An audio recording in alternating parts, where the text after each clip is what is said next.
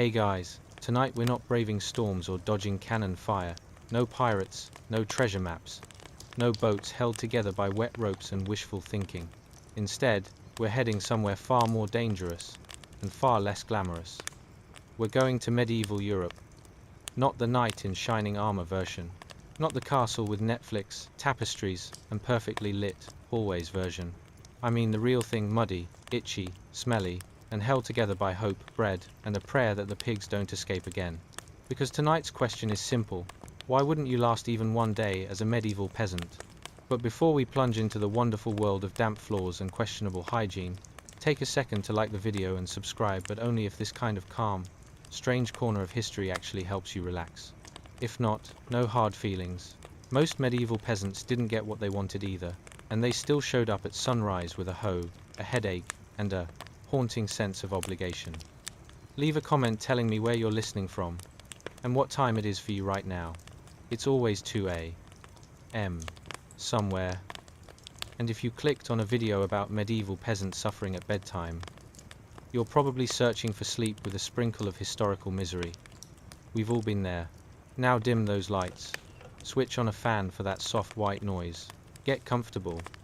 And maybe tuck your feet in, not because of rats this time, but because a medieval goose would absolutely bite your toes just to establish dominance. Let's pause for a moment. Have you ever wondered what it actually felt like to live back then? Before electricity, before medicine, before deodorant, when morning routine meant waking up in the dark, stepping on something alive, and hoping it wasn't a problem you needed to deal with before coffee, because there was no coffee. What did breakfast taste like? Spoiler, sadness, mostly. How early? Did peasants wake up? Too early. How heavy were the chores? Backbreaking. How often did they bathe? Let's just move on. What was it like to share a one-room hut with your entire family, a couple of chickens, a pig with attitude issues, and a draft so strong it could rearrange your hair? What did dawn sound like when roosters started screaming at 3 a.m.? Not because it was morning, but because roosters are powered by spite. Were peasants brave? Were they exhausted? Were they just trying their best while the universe hit them with rain, taxes, fleas, famine, and the occasional surprise, empire-wide plague? Tonight, we're going to slip gently into that world. Not to judge it, not to romanticize it, but to see what daily life felt like quietly, safely, and from your warm, modern bed. Breathe in. Let the modern world fade. And imagine a morning so cold, your breath fogs inside the house. A field so wide your chores never end. And a life so demanding it could wear down anyone, even you. This is why you wouldn't last a day as a medieval peasant, and why those who did were tougher than we'll ever be. Settle in. Close your eyes if you want, and let the story begin. Chapter 1. The dawn that belonged to the peasants. And now, as we leave behind the warm Nile dusk and return to the soggy, mud-soaked heartbeat of medieval Europe, let your breath fall into a slow rhythm, because we're stepping into a morning that belonged to a kind of human toughness most of us can't even pronounce, let alone imitate. Picture this. A bleak, misty field stretching into the early dawn. Not the gentle, cinematic kind of mist, more like the damp, stubborn fog that seeps into your clothes, your bones, and your will to function. The first light of day struggles across the horizon, thin and pale, as if even the sun isn't fully committed to showing up for work. And standing alone in that chilly, half-awake silence, a medieval peasant, stoic, still, already tired, somehow. He wears layers of rough wool patched so many times that the patches have patches, and the original fabric is just a rumor. The clothing hangs on him like a damp apology from the Feudal universe. His hands are thick with calluses, the kind earned not through gym memberships or productivity hacks, but through lifting, digging, hauling, chopping, dragging, and generally battling the earth itself for the right to stay alive another day. His face is lined in a way that suggests he was born slightly disappointed and has had every reason to remain that way. He stands in the mud, breathing out little puffs of fog, his breath the only warm thing for miles. This is dawn on the medieval farm, not peaceful, not idyllic, just necessary. And the peasant knows exactly what this faint morning light is saying. Good morning, you're already behind. Because the day ahead is long, longer than yesterday, almost certainly harder than tomorrow, and absolutely not up for negotiation. He looks over the field, a wide expanse of stubborn soil that has decided, as usual, not to cooperate. The mist clings to the ground like a sleepy ghost refusing to clock out. Somewhere in the distance, a cow makes a sound that could mean hunger, confusion, or emotional commentary. A rooster screams loudly and without any sense of proportion. The peasant doesn't flinch. He's heard worse. Breakfast. If he's lucky, yesterday's bread. If he's really lucky, yesterday's bread with something vaguely resembling butter.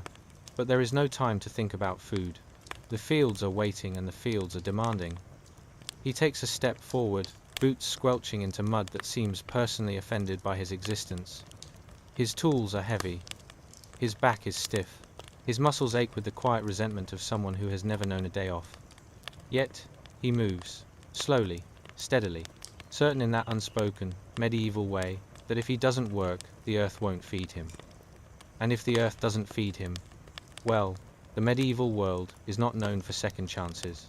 The day will stretch on like a long, uneven road, chopping wood, mending fences, feeding animals, repairing tools, praying it doesn't rain, and then praying it does rain because medieval life had a knack for making you want the opposite of whatever was happening. He will sweat, he will ache, he will curse quietly at stubborn soil and louder at stubborn animals.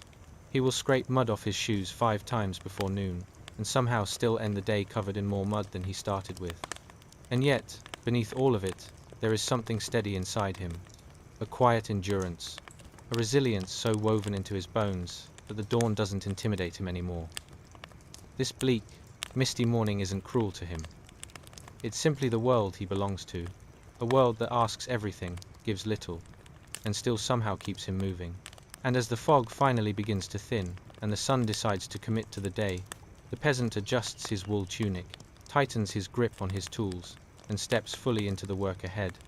Not because he wants to, not because he's inspired, but because this is life, and life, for him, begins at dawn. Chapter 2. The hour when only one peasant keeps the night alive. And now, as we drift deeper into the strange rhythm of medieval life, let your breath soften, because we're stepping into one of the quietest, coldest, and most unexpectedly important hours of a peasant's day. Picture this, a one-room medieval hut, dark, cramped, drafts slipping in through walls made of wattle, daub, and pure optimism. The wind outside sighs like an old spirit tired of haunting the same field every night. Inside, a family huddles together beneath a pile of rough wool blankets. Children, parents, maybe a grandparent, a chicken or two that insisted on coming inside, and a pig asleep in the corner, because pigs, historically, never cared about personal space. All breathing in a slow, bundled chorus, soft, warm, foggy little breaths rising into the cold air. But one person, one tired, stoic peasant, is awake. Not because he wants to be, not because he's doing something heroic, but because this is the medieval, expected, waking hour. A perfectly normal thing back then. People woke up once in the middle of the night, sat around for a bit, then went back to sleep again. No one thought it was odd, because everything in medieval life was already odd. The hut is silent except for snoring, wind groaning wood, and the faint crackle of cooling embers. The peasant quietly rises from the family heap, peeling himself away from the warmth like someone pulling off a very cold bandage. He winces as the air hits him. It feels like stepping into a puddle made of winter. His feet touch the floor. It is, of course, freezing. He pads across the room, careful not to wake the pig, because an irritated medieval pig is the last thing anyone wants at 2 a.m. In the corner, the hearth glows faintly, a soft, reddish pulse like the heart of the house refusing to die. The peasant kneels in front of it, his wool shirt scratches, his breath floats in pale clouds. The night presses around him like a heavy blanket, made of darkness and responsibility. He takes the fire poker, a simple iron rod, bent from years of use, and gently stirs the glowing coals. They shift, softening, brightening, then flare into a slow, sleepy bloom of orange light. Not fire, not flames, just warmth, just survival. He adds a small piece of wood, listening to the hush of it catching, not roaring, just glowing, enough to keep the cold from creeping into the bones of the family sleeping behind him. This is the medieval version of checking the thermostat, except the thermostat is alive and fragile, and also the only thing standing between you and freezing to death.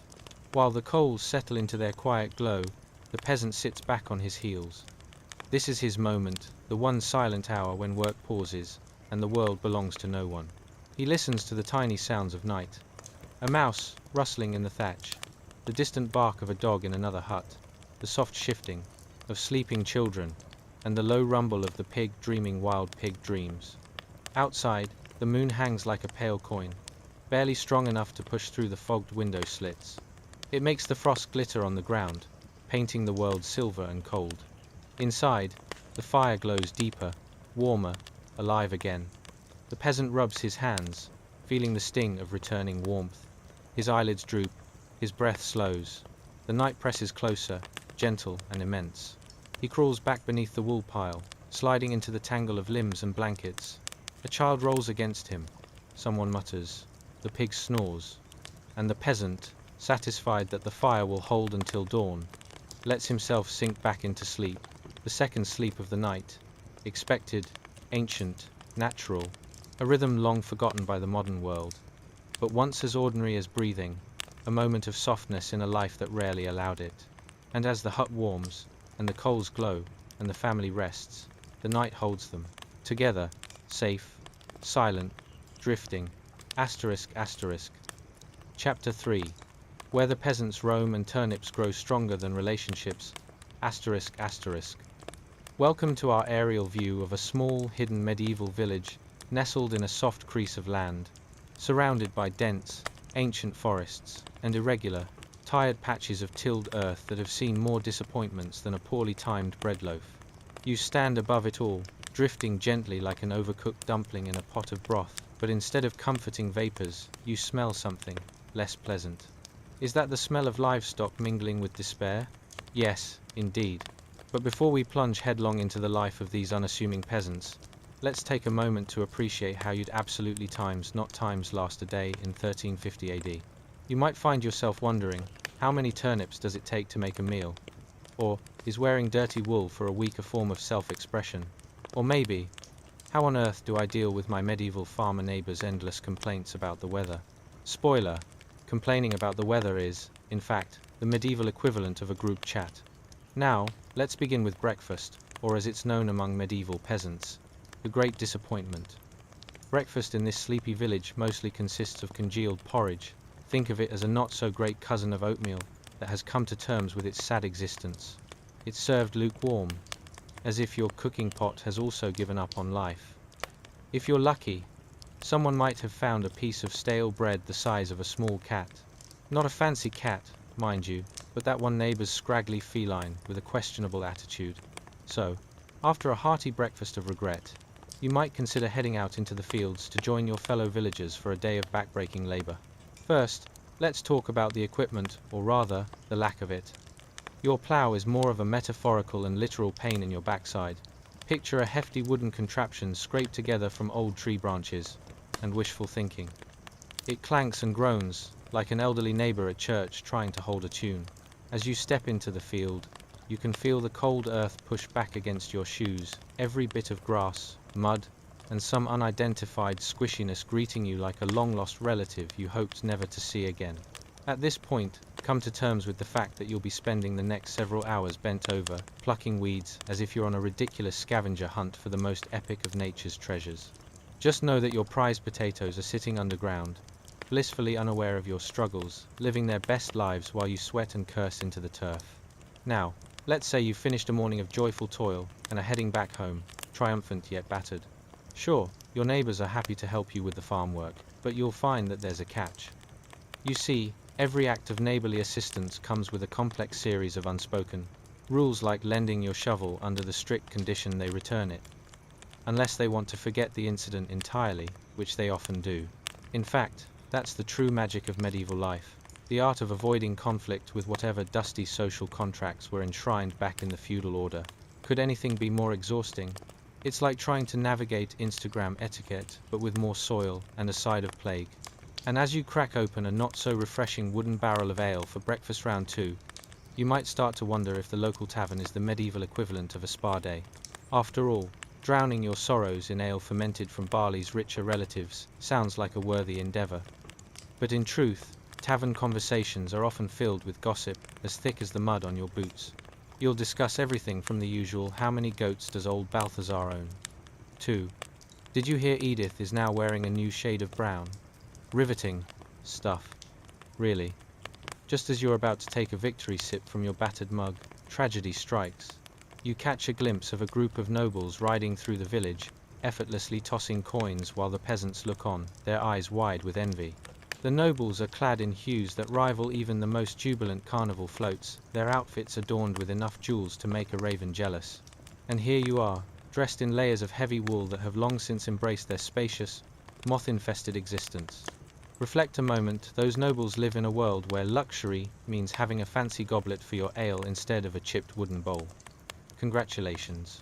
You've just realized that your best accessory is the unfortunate smell of your unwashed tunic mixed with the sweetness of desperation.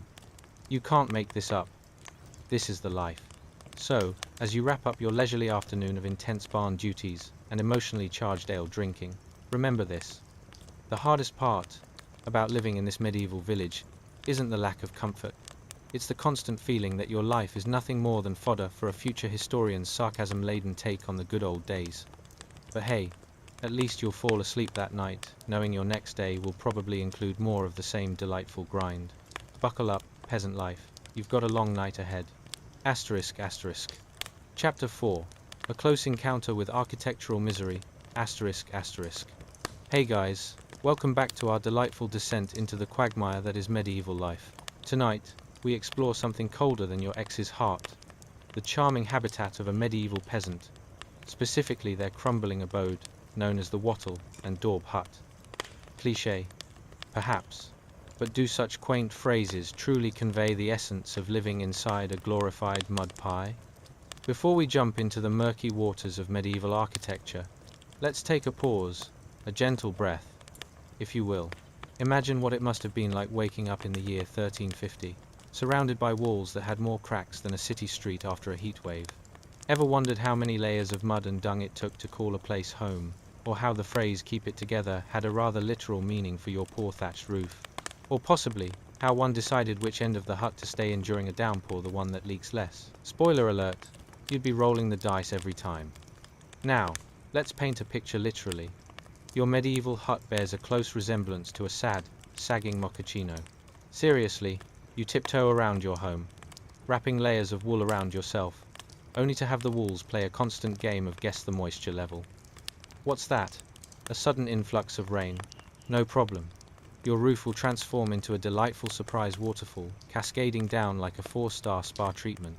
If you ignore the accompanying aroma of wet straw mixed with desperation, and the faint sound of vermin cheering in the corners. Let's talk about architecture, shall we? The walls of your cozy abode are built from wattle and daub, which is basically medieval DIY gone terribly wrong. Picture this. Thin wooden sticks woven together like a giant birdcage, and then, because why not, coated with a sticky mixture of mud, straw, and dung. Yes, dung. It's not just a decorative choice. It's a functioning building material. Because who doesn't want to inhabit a structure that includes, for the sake of aesthetics, the very aroma of yesterday's dinner? Ever thought of mixing things up and using roof shavings for an air freshener? Now, your neighbors may boast about their own oven. They'll wax poetic about the fine art of mixing mud and straw to achieve that rustic chic look. But all of that charm disappears on a rainy day when you realize you've inadvertently created a mudslide in your very own living room. The moment you step inside, you risk being swallowed by the squishiness of the earth itself, thinking, is this how I go? Drowned by a soggy earthen hug. Much like your last relationship, it's an uphill battle with no real reward in sight. So let's get real. When it comes to building materials, medieval architects had a certain flair for the dramatic. Each hut you visit has its character, the personality of which resembles a grumpy old man who just found out his hound-chewed chair has been consigned to history. Just when you think your home is secure, in strolls fate. A roof as saggy as your aunt's old cat, who just found out she can't hunt imaginary mice anymore. You look up, and, sure enough, the thatched roof appears to have taken on more water than a sponge at a bake sale. Imagine waking up to the sound of rain like a harbinger of bad news, except the news is your living conditions just got creatively worse. And what do you think those leaks feel like when they collide with your face?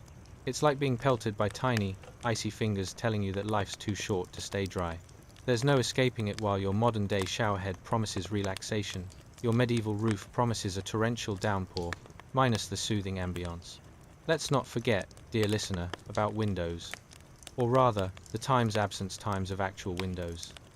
Glass was rarer than a visit from the tooth fairy, so you might find yourself squinting through tiny gaps covered in animal hides, hoping for a glimpse of something anything besides soaked straw and an overabundance of mice. Picture this. Your home's main feature is a window that consists of a square hole. It's like nature's crafted view, but with fewer picturesque landscapes and more chances of critters making themselves at home. As we muse over these fine living conditions, remember that the floor beneath your feet might just be an extension of the delightful moist backdrop you've come to know and love. In some unfortunate cases, mud, hay, and assorted livestock refuse merge seamlessly into a delightful flooring experience. Welcome to Time's Indoor Time's Dirt, where every unwanted splatter becomes a new feature, adding, shall we say, character to your dwelling. And so, as you curl up amidst the splendor of your natural earth-loving abode, perhaps consider this.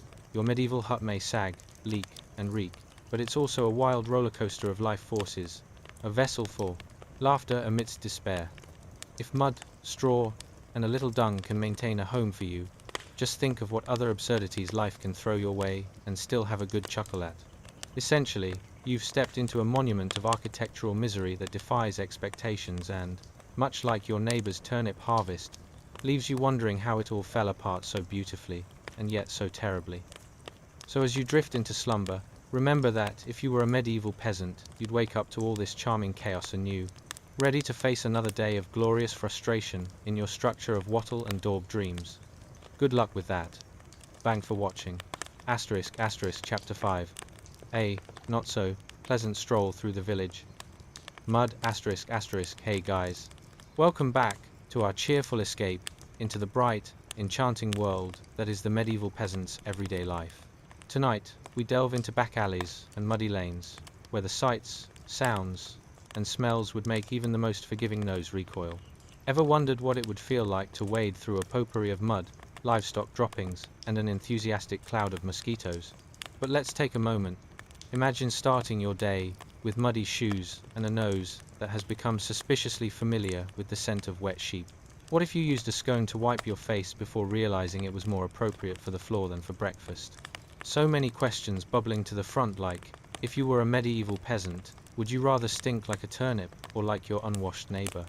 Or perhaps fantasize about the safety of solid ground while making sense of puddles that could swallow a small child? Spoiler alert. You'd probably lose that urge for a leisurely stroll along the village lanes quicker than you could say, ranch dressing. Congratulations. You've just woken up in 1350, yes, the year when things were not just dire, but also remarkably fascinating in their abject misery. The first thing to greet you is the delightful aroma of life as a medieval peasant, which is a delightful blend of everything from lingering animal scents to an unexpected sprinkle of moldy bread. Picture your morning routine beginning outdoors, where the lanes are thoroughly softened and shaped by the weight of livestock and life. Let's talk about those charming, muddy streets. They meander through the village like a drunken serpent, deeply sunken from countless hooves, boots, and perhaps the occasional unintentional slip of someone carrying a basket of, let's not say apples.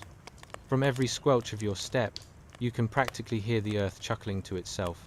Welcome to my mud spa, please leave your dignity at the door. As you navigate these delightful, waterlogged tracks, the heavy perfume wafts into your senses. Is that the bitter sweetness of livestock colliding with the ashy shovel dragged through last week's rubbish? Or perhaps it's merely your imagination, spiraling out of control amidst the sensory chaos. But hey, maybe your favorite breakfast pastry times come from right around here. Ever considered how much flavor an accurate roll in the muck can add while indulging in a very rustic muffin? With every step, you realize you're not just traversing dirt, you're engaging in an extreme sport known as the lusty medieval peasant workout. It's like mud wrestling, but with more rats and fewer friends. You're dodging puddles, sidestepping the occasional bucket of slosh, and watching as your fellow villagers go through the same hilarious tango. Oops! Another splash in my boots. It's practically performance art at this point. Oh, and let's not forget about the social aspect. As you stumble through the mud, you might encounter some cheerful chatter. Of course, you can never quite tell if it's your neighbor's laughter or a group of pigs plotting their next escape. The peasants exchange gossip, loud articulate opinions, and amusing tales about the last disastrous goat encounter, because when life hands you a muddy street, you might as well relish the slapstick potential in it. But here's a genuine concern. How many mosquitoes does it take to remind you that maybe, just maybe, living off the land has its drawbacks? The answer? Too many to count. They swarm your exposed skin like loyal knights defending a pathetic castle. If you thought you could dodge their relentless buzzing, consider yourself done for. They're the medieval version of a piñata, only instead of candy, they provide a buffet of itching and scratching that has you fantasizing about anything that could resemble a bug spray. Believe it or not, you wouldn't want to smell like goat excrement, but you'd likely prefer it over those biting little demons. But just as you think you might make a break for it, something else strikes you. The delightful smell of wood smoke curling up from nearby hearths, which gives a slight, albeit optimistic, illusion of warmth and goodness. Just note that the taste of freedom in the medieval air can be heavily offset by an unexpected splash from a cart, a reminder that the road less traveled is particularly waterlogged and smelly. As you push through the muck and piglets, each day in this village feels like a new episode of a sitcom called Life as the Local Peasant. Who needs reality TV when you've got the real deal? Amidst all the chaos, every muddy-stepped adventure ends up resembling a comedy show. Everyone slipping, falling, and giggling at their own misfortune. If laughter burns calories, then congratulations, you've all just hosted the world's liveliest workout class, while attempting to live out your peasant's plight. As you finally take a breath, exhausted from your unexpected journey through filth and follies, you can wonder just how you would ever manage to endure as a medieval peasant. Would you hold on to your waking dreams of clean slippers and solid ground, or would you embrace the comforting embrace of squelchy shoes and wildlife debate clubs? Alas, the joke remains on you, dear traveler of history. Each day is a siesta's worth of mud-stained steps away from grandeur. Now, as we take a pause from your excursions, let's gently shift gears and consider the many ridiculous trials ahead. Farewell to the mud for now, but we've merely dipped our toes into historical hilarity. Rest those weary eyes, for we have plenty more layers of absurdity awaiting us in the next chapter. Chapter 6. In the Shadow of the Oak, a Peasant's Backache Saga. Hey guys, welcome back to our mildly absurd journey through the delightful life of a medieval peasant. Tonight, we're diving into something more achy than trying to get out of a chair after binge-watching historical dramas, tending to a field while feeling like a human pretzel. Yes, that's right, it's a day in the life of our unfortunate friend, the medieval peasant, where every backache tells a tale of resilience, and every swollen foot is a badge of honor worn with pride. Picture this. The sun just barely peeking over the horizon, the air fresh or as fresh as it can be when mixed with the charms of livestock, and a majestic oak tree casting its colossal shadow across the tilled earth, as if it were a giant watching over a land of laughing peasants, who are definitely not laughing. Spoiler alert, this oak has seen things like peasants grumbling about the price of grain, and farmers swearing that tomorrow will be different. Oh, sweet naivete. Before we plunge into the enchanting world of grueling labor and delightful discomfort, take a moment to wonder. Would you rather spend hours hunched over, cramming dirt seeds into the ground, or stand in line at the DMV? Ever thought about how many times a medieval peasant would have begged the heavens for just one massage, while swapping tales of grain harvests with their friends? Imagine turning back time and gifting them some herbal Advil, while commiserating over a pint of ale. Fun concept, but let's face it, they could only dream of such faux joy. Congratulations, you've just woken up in 1350. Yes, that glorious year when the good old days actually meant what in the world is that smell. Here you are, step into your wooden shoes, which, by the way, provide almost no protection from the sharpest rocks on your path.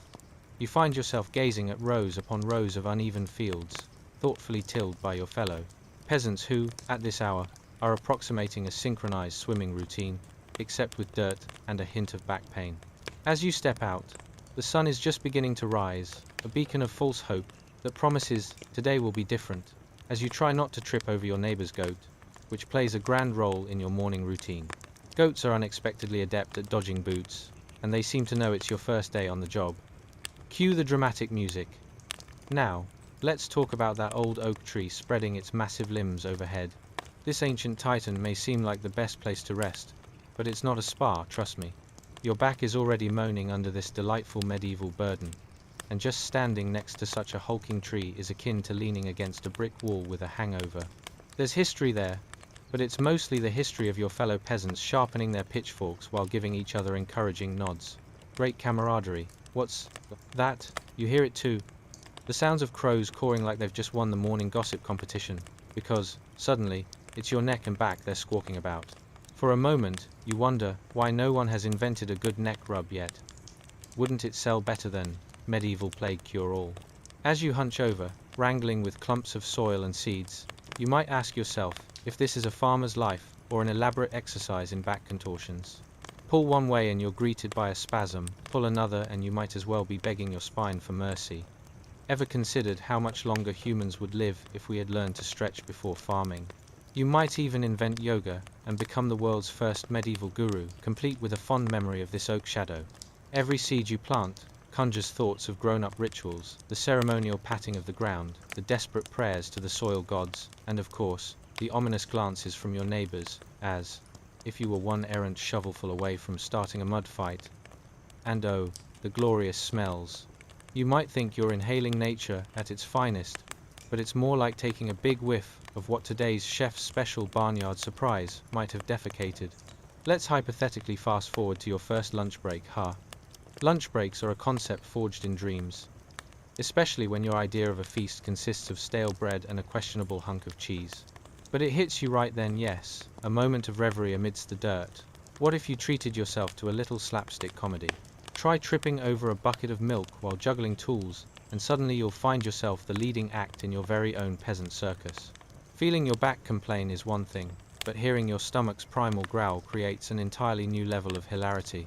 Your fellow peasants make offers, tempting you to trade that misplaced fecal masterpiece for a crust of something that may or may not have been bread yesterday.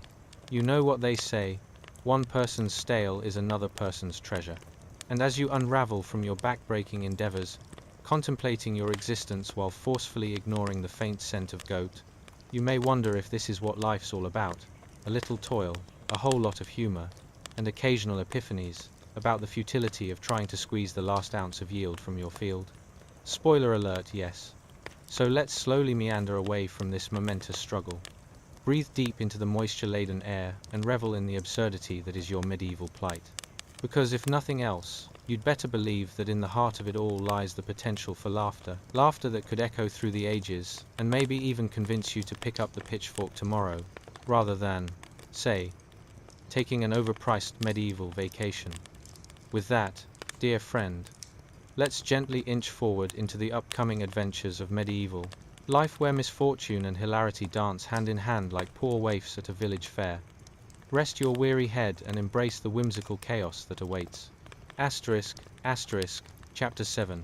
A cloaked conundrum, the curious stranger, and the village's greatest worries, asterisk, asterisk. Hey guys, welcome back to our mildly interesting romp through the velvety muck of medieval existence. Tonight, we embark on a curious journey that's about as delightful as a half-eaten turnip. The mysterious arrival of a cloaked stranger into your village, and why you definitely wouldn't last a day as a peasant in 1350. Now, imagine this. You're cozily tucked under 3 sheepskins, and the biggest worry on your mind is whether the village gossip is true or just another tale spun by the local barmaid over a too enthusiastic pint of ale. But before we delve into the murky depths of curiosity and a sprinkle of humor that's so potent it could rival strong mead, take a second to consider, how would you respond if a cloaked figure suddenly showed up in your neighborhood? Would you offer them a drink, or perhaps start plotting your escape route? And what if, just what if, that stranger had a secret so scandalous it could put your village gossip to shame? I'm here for your finest turnip, they declare ominously, and you're left wondering if you should contemplate a life of bread baking instead. So, throw off those heavy blankets, dim those lights, and try to ease into that hard, lumpy mattress that we all lovingly refer to as home. Can you feel the excitement in the air? The smell of muddy straw and goat refuse is certainly a sensory experience. And perhaps, just perhaps, your far-off neighbor's rooster is still belting out their morning symphony it's too much to bear. Congratulations! You've just woken up in 1350, the year when bread was considered a delicacy, and the word personal space was merely a figment of someone's imagination. You're greeted by a sobering view of a muddy track leading to your village, where peasants scuttle about, looking like confused ants, trying to locate the nearest breadcrumb. Focus on that track, yes. Squelch your way past donkey droppings and stray chickens. Because today might be the day that changes your life. Or at least your mud splatter ratio. Suddenly, off in the distance, there's a silhouette, a solitary figure, wrapped in layers of mysterious fabric, a cloaked stranger. Imagine this figure striding down the muddy road, creating an aura of intrigue and generalized anxiety among the locals, like a walking, breathing riddle mixed with a side of bad luck. You'd better believe that every villager, from the oldest crone to the most bewildered child, is eyeing them with the cautious suspicion traditionally reserved for burning witches or bad bread. What do they want? Good question. Might they be a wandering minstrel, or perhaps a traveling merchant? Or could it be that they are actually a time traveler from the future who just wanted to experience natural cheese? Regardless, the village's best and brightest are watching with more concern than interest, peering through their crumbly doorways, as if they were undercover spies enjoying some heavy-duty eavesdropping. As the cloaked figure approaches, imagine the scene, the rain-drenched earth squelching like an excited goose beneath their feet. They pause, nearly drowning in the narrowing gaze of the villagers. An ominous stillness blankets the crowd, almost like the moment before you fortunately realize you've put your shirt on inside out right before an important meeting, pure horror, paired with a dash of hope that no one will notice. But wait, the biggest peasant concern of the day boils to the surface. What's in the cloak? Is it the latest fashion statement? A rare breed of herb that could either cure all ailments or make you see mystical goats? The village collective breathes harder than a smoked mackerel, pondering the hidden properties of this approach. Or worse, what if they bring news of a grain shortage? The horror. Now let's divert for a moment to consider the absurdity of life as a medieval peasant. Ever needed to comb through your neighbor's goat hair for fine jewelry? It's surprisingly easy to confuse goat tangles with your lost heirloom. Or how about the wild goose chase of trying to figure out who swiped your hat during last week's harvest festival? A hat that you crafted lovingly from your 3-day-old straw might just earn you an honorary spot on the most embarrassing peasant moves list. In the meantime, the cloaked stranger takes a seat at the rickety table set up in the village square. A scrawny rooster looks on, the undisputed king of fowl judging the suspect's every move. Wouldn't it be amusing if you sat there, pondering whether to directly interrogate this stranger about their credentials, or flip them over a hill on a wheelbarrow to determine if they're actually an alien in disguise?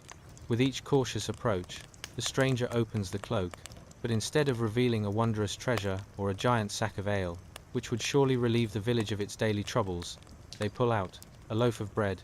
Gasp. It's the kind of bread that resembles a moldy stone, practically radiating confidence like the village baker after a particularly successful day's work. You lean in closer as the murmurs rise, performing your own little will they, won't they analysis, as though you're watching a soap opera with really bad production values. If you could only hear the collective gulp of the villagers as they register the weight of the situation after all. Lumpy bread from a stranger could mean doom. Or, casual disaster. But who needs comfort food when you have a looming existential crisis, right? Wrap that up with a mangled discussion about the cloaked figure and their suspicious bread, and you might just stir up a conspiracy theory grand enough to make you run for the hills. And so we drift into the depths of cartoonish medieval perplexity, where whatever you thought was an average day has turned into a disorienting spectacle, led by a cloaked intern in the craft of foliage fashion. Tension swells, laughter rings, and above all, that deliciously absurd notion lingers. You're not just a peasant in a simple village. Today, you're a quaint partaker in a series of mishaps that would make even your resilient wool tunic cringe. As the villagers exchange uncertain glances and revisions of their previous gossip about this strange visitor, because gossip isn't just a pastime, it's a way of life. Let's pause momentarily, sip our lukewarm ale, and remind ourselves that the absurdity of medieval times will always maintain its humorous edge. So sit back, dear listener, and prepare your humble self for yet another round of silly medieval antics that lay just ahead. Asterisk, asterisk. Chapter 8. A gloomy gathering, navigating the depths of the forest, asterisk, asterisk. Hey there, night owls, ready to drift into the absurdly curious corners of medieval life. Tonight, we turn our gazes toward a sprawling, dark plot of land covered in trees so ancient they practically have backstories and entrance fees. Together, we'll venture to the edge of a forest you definitely wouldn't want to brave alone, a landscape that resembles a green abyss, where bad luck and forest folklore come to frolic, and where you'd pray your biggest worry is about who took the last potato, instead of getting ambushed by lurking bandits. Now, if you think about it, have you ever accidentally wandered into a dark alley and had an existential crisis about how you'd continue living if you slipped and fell? Well, welcome to the medieval experience. Only here, the potential hazards are of the less metaphorical variety. Seemingly, every shadow could be hiding a mud-munching monster or an unfortunate outlaw, looking for a good point to pilfer your precious turnip stash, leaving you questioning your life choices, like, why didn't I just stick to my knitting? So, utter a soft sigh, dim the lights even lower, and nestle into that lumpy array of blankets that smells faintly like last week's cabbage. If your cat is or isn't watching, you give them a little scratch under their chin. It doesn't matter now. You once again find yourself adjusting to life in 1350, a time when personal space was as foreign as a dragon in your fire pit. Sure, it could happen. But let's just say that you'd prefer that it didn't. Congratulations today. You've just awoken on the cusp of the medieval forest, where the trees loom ominously like a grammar school headmaster about to issue an unexpected pop quiz. Picture yourself standing at the edge of this darkened wood, a primordial jungle where sunlight has all but agreed never to shine. The air is thick with something unfathomable, and it might just be more than fog, perhaps a hint of danger or the musk of bewildered peasants who decided today was the day to commune with nature. As you stand there, the gnarled branches seem to whisper secrets to one another. How do you interpret this twisted symphony? Run, perhaps? Or maybe it's simply a gentle warning that your snack stash is officially under threat. Take a moment to enjoy the earthy scent of damp soil, mixed with freshly fallen pine needles. Think of it like a meditative blend of nature's own perfume-lined forest mist, for those who enjoy a touch of malevolence with their aroma. Further still, imagine a lone path leading into the depths of this tangled wilderness. It's not exactly inviting like a Sunday brunch with friends. No, this path looks less like a ride at a local amusement park, and more like the set of a horror movie where the protagonist is always regretting their decisions and stuck saying, "It'll be fine," while holding an oil lantern. Sure, every step might appear like innocent curiosity. Yet deep down, you feel the sensation that a puffy-legged bandit could very well be crouched behind that bush, waiting for the opportune moment to take your exceptionally average wool cloak. And let's talk sound, shall we? The forest hums with an unsettling choir of rustling leaves, distant animal cries, and the inexplicable echoes of woodland critters negotiating their territory. Perhaps one squirrel just declared war on another over a particularly juicy acorn. Ever had a day where you thought everything could go wrong? That cannot hold a candle to the dread that builds in a medieval forest. Right now, you're one cheerful corner away from stepping into a realm that practically screams, "Join the club of misadventurers." But once you finally muster the courage to step down that rutted path and plunge into the murky unknown, remember that your worries take on a new flavor altogether. Do you risk tripping over roots and falling face first into a thicket of prickly bramble? Or do you take a measured retreat and consider the humor like a peasant trying to justify their clumsiness to a flock of unimpressed geese? It's as if they'd quack. Good luck with that, buddy. As you venture further, the canopy above shields you from what little sunlight dares peek through. One wrong move, and your curiosity could lead you storming into a hidden bandit camp.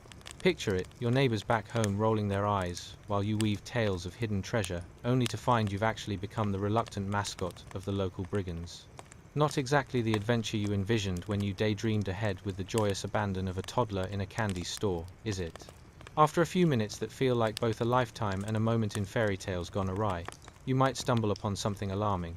A rather empty glade adorned with the remnants of forgotten things, an ancient log, a tattered banner, perhaps a few lost items, or if you're lucky, some moldy cheese left by means of ritual sacrifice. For whatever forest spirits linger nearby, who knew today would be cheese consecrating day? You finally get that feeling in your gut, a combination of amusement and terror. Is this the kind of place where you'd wish to summon brave knights?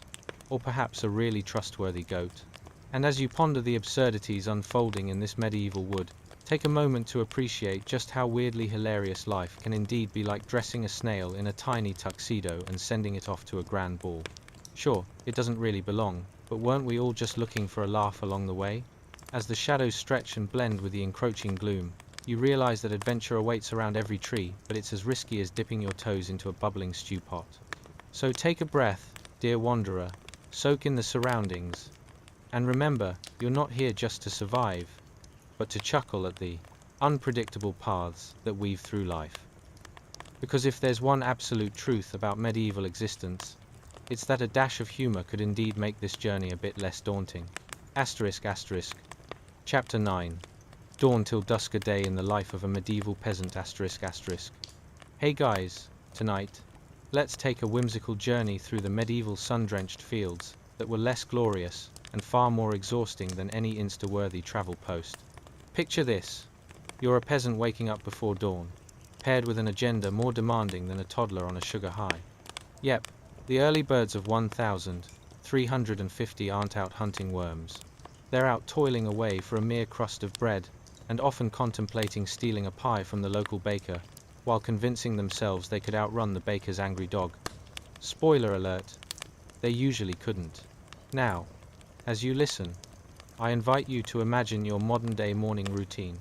Ever thought that hitting snooze on your alarm was tough?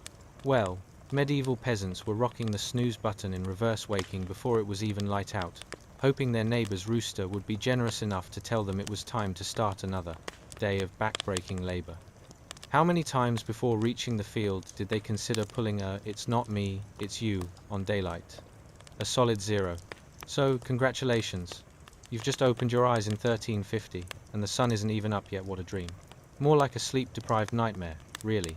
You stumble out of bed, which, let's be real, is just a pile of hay plopped into a corner, still hoping not to crush whatever unfortunate critter has decided to snuggle in. The air, it's as crisp and refreshing as a morning slap to the face. You might get those sweet aromas of dew-kissed grass, but mostly are met with the scent of, well, let's just say unwashed wool, mixed with the residual vintage aroma of livestock. Let's talk about clothes for a second, shall we? You slip on your rough spun tunic. What could be more fashionable?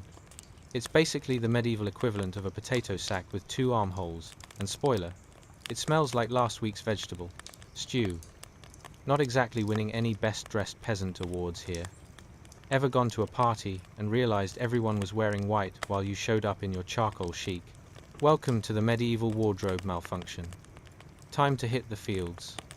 And as you step outside, your bare feet touch the ground, and you immediately question your life choices. The frost nips at your toes, making you seriously reconsider this whole hard-working peasant gig. The moment you look around, the world is lit by hues of lukewarm orange, the sun barely peeking through the trees to witness your upcoming struggle, as if it's saying, "Good luck, you fool. I'm not getting involved in this." Your neighbors, equally underwhelmed by the dawn, shuffle along like zombie-like creatures, on the hunt for something more substantial than a hangover. Their faces are weary and deeply contemplative, an expression that screams, "How did I end up here? I could have been a bard, instead of a plowman." Their daily jobs? Oh, you know, just a little thing called subsistence farming. You know, the easy task of turning dirt into food, guided by your humble spade. It's not as glamorous as it sounds. Instead, it's more like turning the earth's mud into a vague imitation of potatoes and praying that the weather doesn't go full meltdown with a storm. If Sisyphus had a job, this would be it. So, there you are, back bent, hands dirty, and feeling about as lively as a damp sponge, when you suddenly hear a loud times crack, times the sound of an ancient tree limb meeting its match against the weight of the winds. Time for a moment of panic, while you realize it's not a rogue bandit aiming for your delicious turnip stash, it's just a branch. Whew, but wouldn't you know it, true stress awaits with each passing moment. You're talking about livestock management here, folks. Imagine trying to wrangle chickens that have the same strategy as squirrels during a food fight. Louise, your neighbor's goat, is making a break for it, leading you on an epic chase that has laughter echoing through the fields. You know, the kind of laugh that resembles the sound of a hyena, giving birth a bizarre combo of desperation and amusement. If there's one takeaway, it's that even goats have a sense of humor. And yes, the chickens are judging you just like your friends at brunch, when you can't decide on a mimosa or a Bloody Mary. As the sun rises higher, you're half hoping for a spade to magically turn into a lute, because why not? You've gone from sun-kissed to sunbaked in no time, clinging to hydration like a lifeline while dreaming of whatever result could come from an avalanche of boiled cabbage. Is there even an oasis in your vegan desert? A stoneware jug filled with mead? Don't get too hopeful. You might just get a splash of muddy water instead. Finally, when the sky hues dance into deeper oranges and the sun begins its graceful descent behind the trees, you reach the sweet finish line. Well, maybe not sweet, but you are almost done. Tired? You bet. Craving peaceful slumber? Yes, indeed. Surrendering your body to the soil from which you toil might just seem appealing, but those loyal neighbors still need you to gather for dinner, gathering meaning pulling up a chair in front of a big pot of stew that might or might not contain bits of turnip, someone regrettably labeled as stew meat. As you return home, you can't help but chuckle despite your aching back. Life might be tough, but at least you can revel in the fact that you've survived another grueling day, and the sun only promised to do this to you again tomorrow. All in a day's work of navigating the absurdly entertaining trials and tribulations of peasant life. Don't you just want to caption a picture saying, "Today's vibe, medieval misery, but make it fashion"? You can't make this up. Asterisk asterisk. Chapter 10. On the Crest of Insecurity. Peering into the unknown.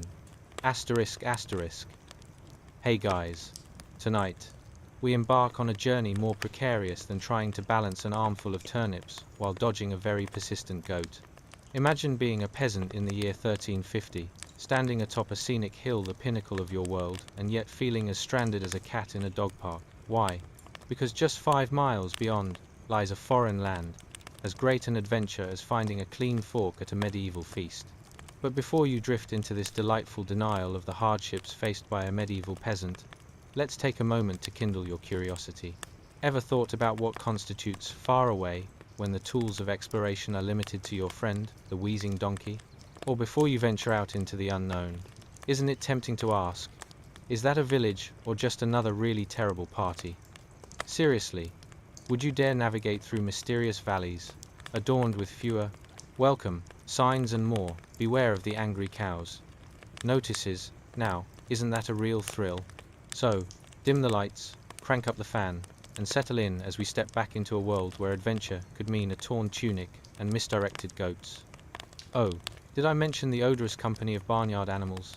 Yes, the smell wafting through the air isn't from the fields but your trusty friend, Gerard the goat. He's not exactly a fragrant companion. Congratulations. You've just woken up in 1350, perched on top of a hill, peering into a valley that represents everything you're not sure you're ready for. And that uncertainty, it's something every medieval peasant is intimately familiar with. Picture this scene. With the sun barely breaking the horizon, you find yourself standing on the crest of this small hill, surveying your modest panorama. Below you, the lush fields stretch on like a patchwork quilt, each square stitched together by centuries of toil. Grab your morning brew. Oh wait, you don't have a coffee pot, just a rusty cup full of cold water. How quaint. Yet, the surrounding landscape looks deceptively breathtaking, illuminated by that early sun, making the world feel just times awkwardly times serene. And yet, as you gaze across this veritable tapestry of greens and browns, a gnawing thought plagues you. How far are you willing to venture?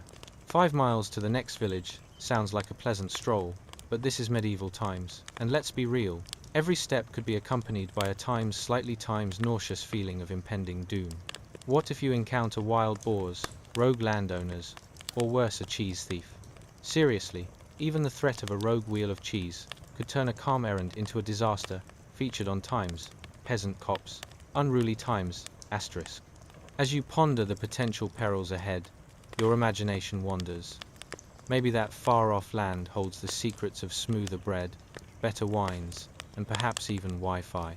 Oh, sweet 14th century Wi-Fi. Spoiler, it's just a myth, much like healthy medieval snacks. You briefly wonder how many people have made it across the valley and returned with tales of wonder. Spoiler alert, it's slim to none. The realism hits you like a sack of turnips. No one told stories of triumphant travels. They only shared horror stories, probably around a dinner table while passing the turnips and avoiding eye contact. And isn't it funny how today's adventures seem a world away? Your biggest dilemma is whether to navigate the office politics or tackle an IKEA assembly without a meltdown, while your medieval counterpart is weighing the importance of staying put versus risking a run-in with a rogue chicken. Choosing to stay put suddenly seems like the smartest option available. No judgment here. If there's one thing you're learning, it's that caution comes wrapped in the delivery of questionable adventure. As you come back to reality, you spot your fellow peasants, who also look up from their chores, appearing nearly as lost in thought as you are.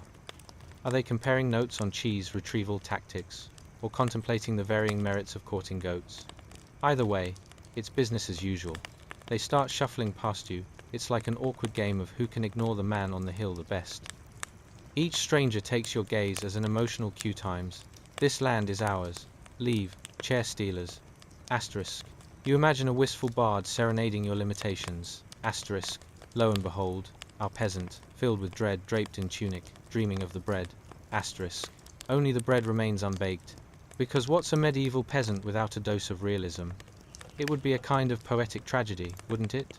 But just when you start feeling overwhelmed by your overbearing thoughts and philosophical musings about potential quests in life, fear not. Adventure can begin right here, on your hillside. After all, life as a medieval peasant isn't just about survival. It's about finding clever ways to endure the mundane. Perhaps you could share your musings with the nearby donkeys, or immortalize your thoughts on the back of a turnip. Not that it'll get far, but at least it would put your creativity to good work. So, as the sun rises higher, illuminating this breathtaking landscape, you realize that there's comfort in the hilariously tumultuous life of a peasant. You understand the importance of choosing not just the path beneath your feet, but embracing the imaginative journey of daily existence, knowing full well that life can be equal parts hilarious, mundane, and slightly terrifying. And remember, tomorrow could be Cheese Thief Day, which is reason enough to laugh through the ambiguity. Of course, you can't make this up. Asterisk, asterisk, Chapter 11, The Slippery Slopes of Everyday Life, asterisk, asterisk. Ah, the thrill of waking up in the heart of a medieval forest, nothing like being surrounded by nature, am I right? Although, to be fair, it's less heart, and more slimy underbelly. As you stand on this narrow, muddy track, the trees loom like disapproving relatives at a family gathering. Forget whispering forest vibes. The ancient oaks and twisted roots offer a more feels like a dungeon ambience.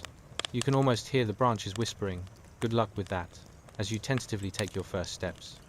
The ground squelches beneath your feet, sending little sprays of mud flying all in the name of ambience. The dark, humid air wraps around you like a soggy blanket, and, honestly, it's surprisingly similar to that time you tried to get cozy while camping, only to have your tent collapse in the rain. So, welcome to the wild, untamed world. And bring a change of socks. Oh, what delightful sounds fill the air.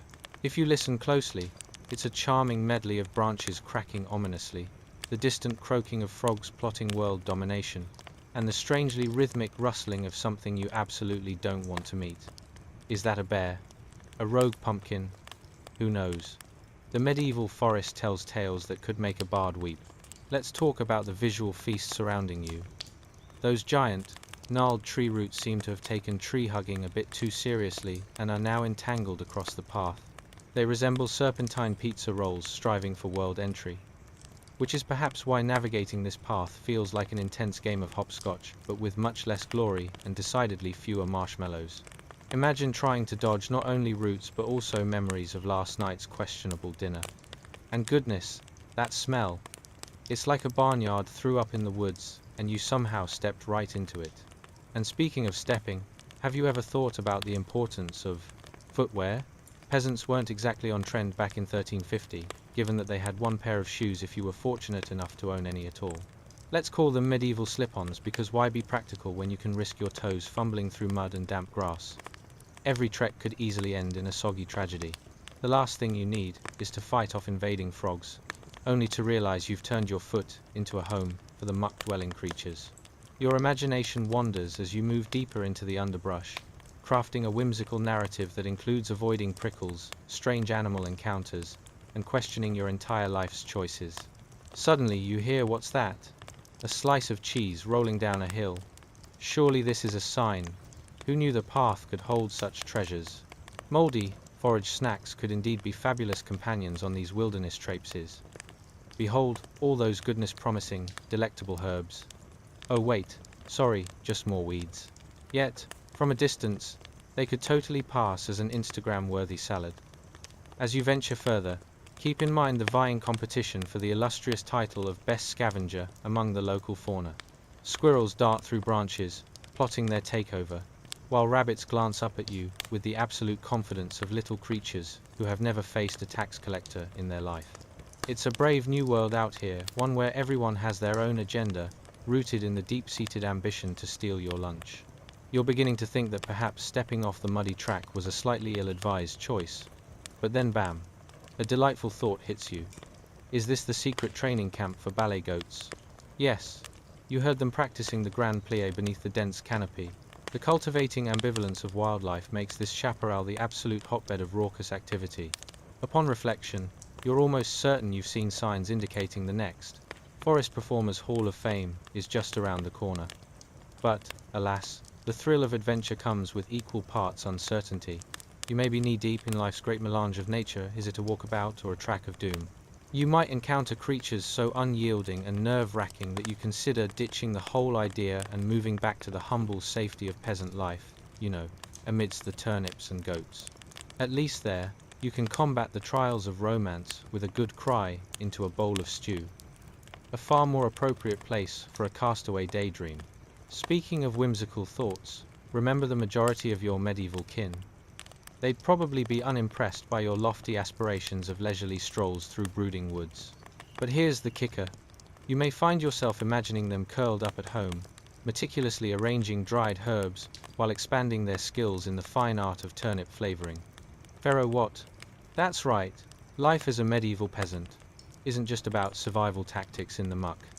It's about discovering the joys within the monotonous routines, all while having an occasional laugh at the chaos of your existence. Now let's just hope you don't unwittingly announce your presence to anything that might prefer its cheese direct, and maybe, just maybe, avoid impending doom in the form of a badger or aromatic foliage. Congratulations, you've officially traversed a world where mundane and wild collide in the most awkwardly entertaining way. Now picture yourself returning to the village, perhaps even with a newfound appreciation for soggy socks. Enjoy the spectacle of muddy brilliance that is life as a medieval peasant.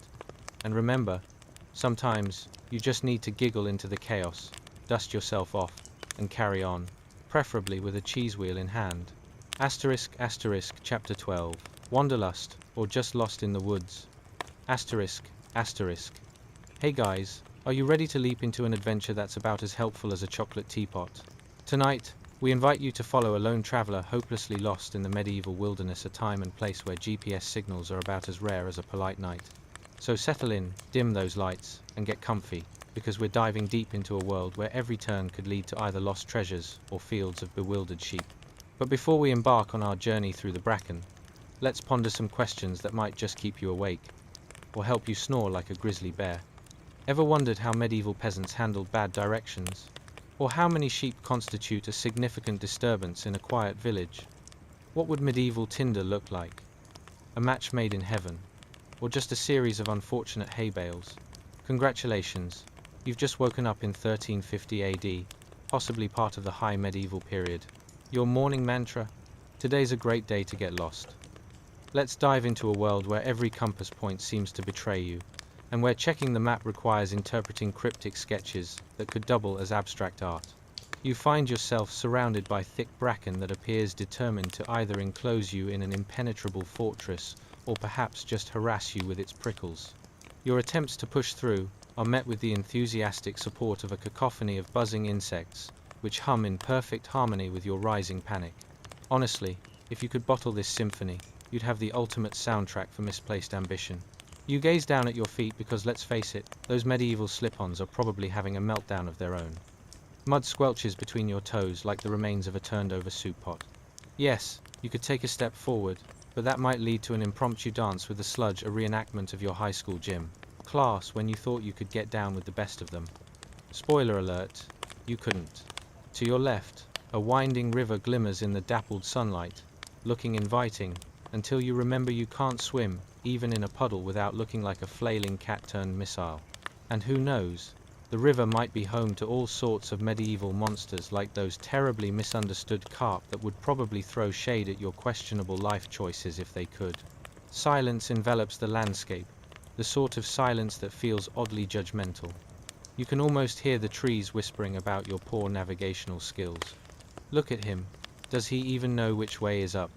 A strange thought surfacing. Have you accidentally stumbled into a tree council meeting? From the way they loom over you, they might as well have name tags stating Seer of Directions and Keeper of Lost Souls. Then, out of nowhere, you see a path. Or is it? From this angle, it could either be salvation or just another layer of the Bracken's twisted strategy to keep you wandering forever. Perhaps it's a secret training ground for lost travelers. You feel like Indiana Jones, but instead of artifacts, you're here to collect random weeds and stray arrows. Welcome to Nature's Comeback Tour, Edition Lost. As you contemplate your choices, a strange rustling draws your attention. Could it be danger, a rogue band of medieval robbers, or perhaps a lone peasant who has finally lost it and is now taking on the identity of a woodland creature? You hold your breath only to realize it's just a family of rabbits, and they're looking at you with the judicious confidence of creatures who have already finished their taxes for the year. Oh, the irony. Rabbits out here living life to the fullest, while you're lost and disoriented. It's like watching someone else walk out of a bank with a hefty sum while you're still figuring out how to cash checks. As they thump away, they seem to say, you should really consider a new career path, like avoiding the wilderness altogether. The muffled sounds of the river continue to tempt you. Maybe the water's calling you like that one ex you should definitely ignore. Wait a moment, there's something shiny. Is it treasure? Or just a piece of ancient corroded metal? You reach down, fingers grazing the item, and just like that, the woods let out a collective sigh. He's actually trying to make a life decision out here? What a rebel. As you continue your journey, the landscape stretches before you like a poorly written medieval road map. The vague directions you received earlier come flooding back. Just go left at the crooked tree that looks suspiciously like a thumb, right at the boulder that resembles a flatulent dragon, they said with a laugh. You realize with a humorously resigned sigh, why would any of these directions make sense? It's not like anyone believed in the concept of clear communication back in ancient times. With the sun beginning to set, casting whimsical shadows across the bracken, you find yourself considering the idea of turning back. After all, the medieval life of a peasant grime, gloom, and all seems more appealing than getting chased by mythical beasts or a particularly cranky badger. If only you knew how to ask for directions without sounding too desperate. In the end, rediscovering a familiar path feels less like a victory and more like a triumph over the ridiculous situation you've somehow become embroiled in. So, here you are, contemplating whether to return to the comfort of your humble beginnings or embrace the wild world of uncertainty. Each step back through the bracken is laced with lessons about life, laughter, and the best ways to avoid troublesome paths you never intended to wander in the first place. Just remember, you may be one stray footfall away from a grand adventure, or the best choice on your path may just be the simple act of returning to the village you might have cursed moments before. Welcome to medieval life, where every day is a delightful balance between accidentally getting lost and giggling at your own misfortunes. Asterisk asterisk. Chapter 13. Merchants, Mud, and a smattering of salted fish.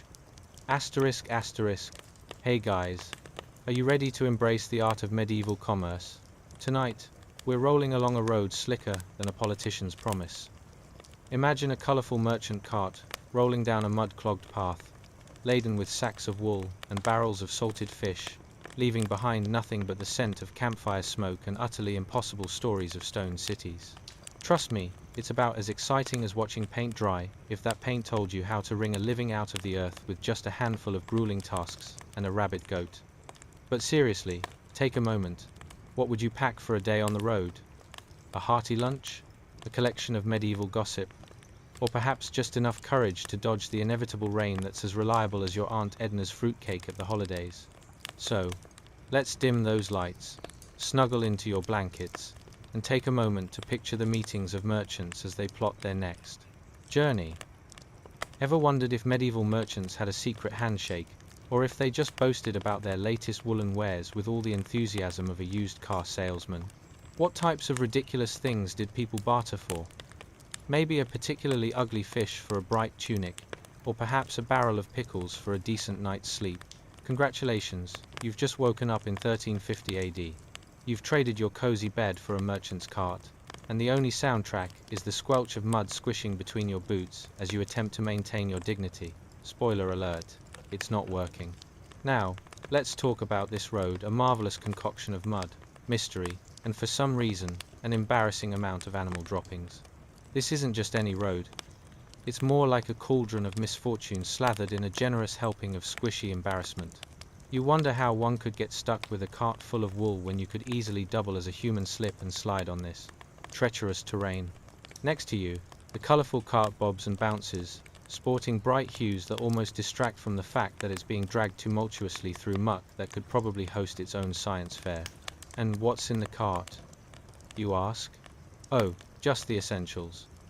Wool sacks that could whimper from the weight of sheep's dreams, and barrels of salted fish that might be better suited as doorstops when you catch a whiff of their aroma, unless, of course, the smell attracts any nearby dragons. You breathe in that delightful mix of campfire smoke, which could cheerfully mask the stench of fish. But let's be real, nothing says medieval luxury like the smell of a brine-soaked excuse for a meal. There's something oddly comforting about knowing that medieval folks, just like you and I, had a knack for masking unpleasant odors with a deft combination of denial and strong spices. Let's take a moment to appreciate the bravery of cart drivers. Ever tried negotiating a muddy slope while transporting several hundred pounds of unassailable wool? It's like trying to roller skate in a room full of cats, absolutely chaotic, and you inevitably end up with something surprisingly ugly to share at dinner. But of course, you muster your courage and lean into the challenge, swinging your arms like a dervish, hoping to defy gravity or at least any expectations people may have of you. And look, what's that glint up ahead? A group of merchants, hands gesturing enthusiastically as they barter over, what? Wool? Fish? Or perhaps the latest gossip about the Lord, who had too much mead at last week's banquet and ended up wearing a cabbage as a hat. Clearly, those rumors can fuel a marketplace like few things can. You feel the weight of history creeping in as you approach. This is not just a transaction of goods, it's the heartbeat of the medieval economy, where jokes about fishy trade deals and woolen disputes become fables told around campfires for generations. It's like opening a modern app only to discover that the features include dodging foul-mouthed pigeons and accidentally offending the local livestock. Ah, have you heard the tale of Sir Fluffington? One merchant exclaims, causing you to turn, intrigued. He once sold a barrel of stinky fish to the wrong village, and now every time they see a fish, they turn their noses up like they just caught a whiff of defeat. Sustaining your giggles is tough. The humor is woven deeply into the fabric of these historical exchanges, a sort of lively banter that reminds you that centuries haven't changed human nature. Need a good chuckle? All you need is a cartload of fish and clever tongue-in-cheek remarks. As the hours roll on, your journey continues through the streams of comically exaggerated stories and the muddy backstories of businesses long since gone. Each stop becomes a mini journey of absurdity as you weave through stories some fattened by campfire smoke, others quaintly shaped by the characters animating them with every comedic flair. As you trudge along this fascinating path, let it sink in. Being a medieval merchant isn't simply a role. It's about the laughter as much as the goods. You watch as those tired horses haul their precious cargo, and you can't help but chuckle at the sheer ridiculousness of it all. Because let's be honest, if you could sleep still imagining the chaos of a salted fish market, then maybe your dreams hold a bit more promise than you thought. As this chapter closes, you find solace in the fact that no matter how squishy the roads or slippery the excuses, you're part of an adventure that promises laughter, wild tales, and plenty of surprises hidden beneath colorful woolly clouds, and a strong whiff of salted fish. So close your eyes and drift into slumber, imagining your own splash of absurdity. Chapter 14. Building a Muddy Mansion. Hey guys, are you ready to dive into the squishy world of medieval home building? Tonight, we're exploring the fine art of crafting a peasant abode, because who wouldn't want to live in a house that doubles as a mud pit? Picture it.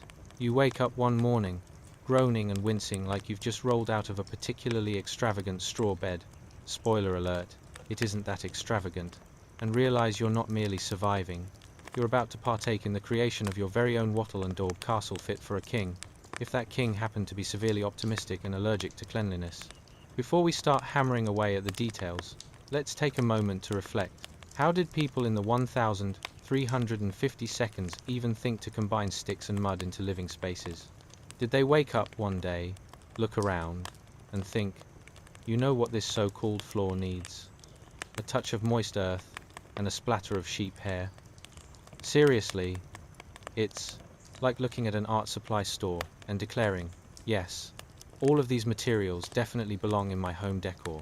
So, let's dim those lights, snuggle into your blankets, and prepare for a journey where rainy days don't just keep you inside, they transform your living room into a real-life slip and slide. Congratulations! You've just woken up in 1350 AD, where your humble abode awaits, or, if we're being honest, your glorified mud hut. As you step outside, let's talk about the grand vision for your new home. The foundation is laid out not with stone, mind you, but with the same mixed blessings nature provides: mud, straw, and possibly the remnants of last week's supper if your kids were particularly inventive at breakfast. Hands slap together a thick, gooey wattle and daub mixture as if you were making glue for an arts and crafts project with the local children. Except this glue doesn't stick paper together. It keeps your house standing against a tough wind, or at least upright until the next rainstorm. Ah, the scenic construction site, with rough-hewn timbers forming the unyielding frame. You can't help but marvel at your handiwork. It's a bit like setting the landscape for a medieval horror movie complete with beams that look about as trustworthy as a three-legged dog at a dog show. Let's not forget the walls, a blend of sticks bound together with mud so thick and textured, it could easily moonlight as an abstract art piece. Every slap of the wattle mixes with the sound of laughter or crying, depending on who just got hit by a rogue mud splatter, as you create your version of a cozy but chaotic fortress. But what's that whiff you smell? Hint, it's not the sweet aroma of a freshly baked loaf of bread. No, that would be too luxurious for a medieval peasant. Instead, you might enjoy the delightful scent of wet earth mingling with something truly artisanal, perhaps a hint of goat or sheep nostalgia. Imagine flipping through an air freshener magazine and seeing essence of peasant life advertised right between fresh rain and aged rotting vegetable. Classy, isn't it? Now, as you stick your hands into this delightful construction paste, let's not forget you're doing this in a group. There are neighbors, yes, the same ones who let their chickens wander around like elves from a forgotten fairy tale, who are there to lend a hand or a hearty laugh. Chances are they're mixing their own concoction, solidifying their share of the medieval mud pie. Ever tried to build a wall while dodging an ambitious rooster? It's much like playing dodgeball, but with feathers and farmyard clucking echoing in your ears. Don't forget the roof. It's that gorgeous thatch that looks charming until you realize it's a glorified sponge that holds every droplet of water collected during these wonderful disastrous, medieval storms. Could this be a new design trend? Rainy days are in. The problem is, your home doesn't have skylights. It has roof leaks plural. And every time the skies open up, Mum's squeaky voice yelling, "We're drowning," becomes the soundtrack of your life. You'll also want to think about ventilation. Ventilation? You laugh like a nobleman hearing about peasants in the village. Well, hun, every time the wind howls, at least it's a reminder that you're not in a full-on chamber of horrors. The charming gaps between the wattle and daub, let's just say they're not just for show. They function as your HVAC system, only without filters and running water. As you labor away, hands caked in mud and cheeks stuffed with remnants of last week's bread, imagine the grand opening ceremony for this mud palace. Will there be a feast? Absolutely not. A stale crust of something resembling bread and a hopeful look at the leftover vegetable stew is what you get to feast your eyes on while you dream of your eventual upgrade to a somewhat less soggy dwelling. So, as the sun sets on your humble abode, glimmering through the gaps in the wattle, casting shadows that dance eerily on the dirt floor, realize that this is your life now. Each layer of mud and straw isn't just construction material. It's your ridiculous survival in the grand tapestry of history. And as you lay your head down on that somewhat dry spot of straw, chuckle to yourself, because who wouldn't want to dream about a grand mansion made from critters, sticks, and a lot of muddy determination. Asterisk, asterisk. Chapter 15. The Drippy Domicile, asterisk, asterisk. Hey guys, welcome back. Today, we're diving into something wetter than your ex's tears. The enchanting world of medieval home maintenance, specifically your charmingly soggy living conditions as a peasant woman in 1350 AD. It's an experience so riveting that even a goldfish could fall asleep halfway through.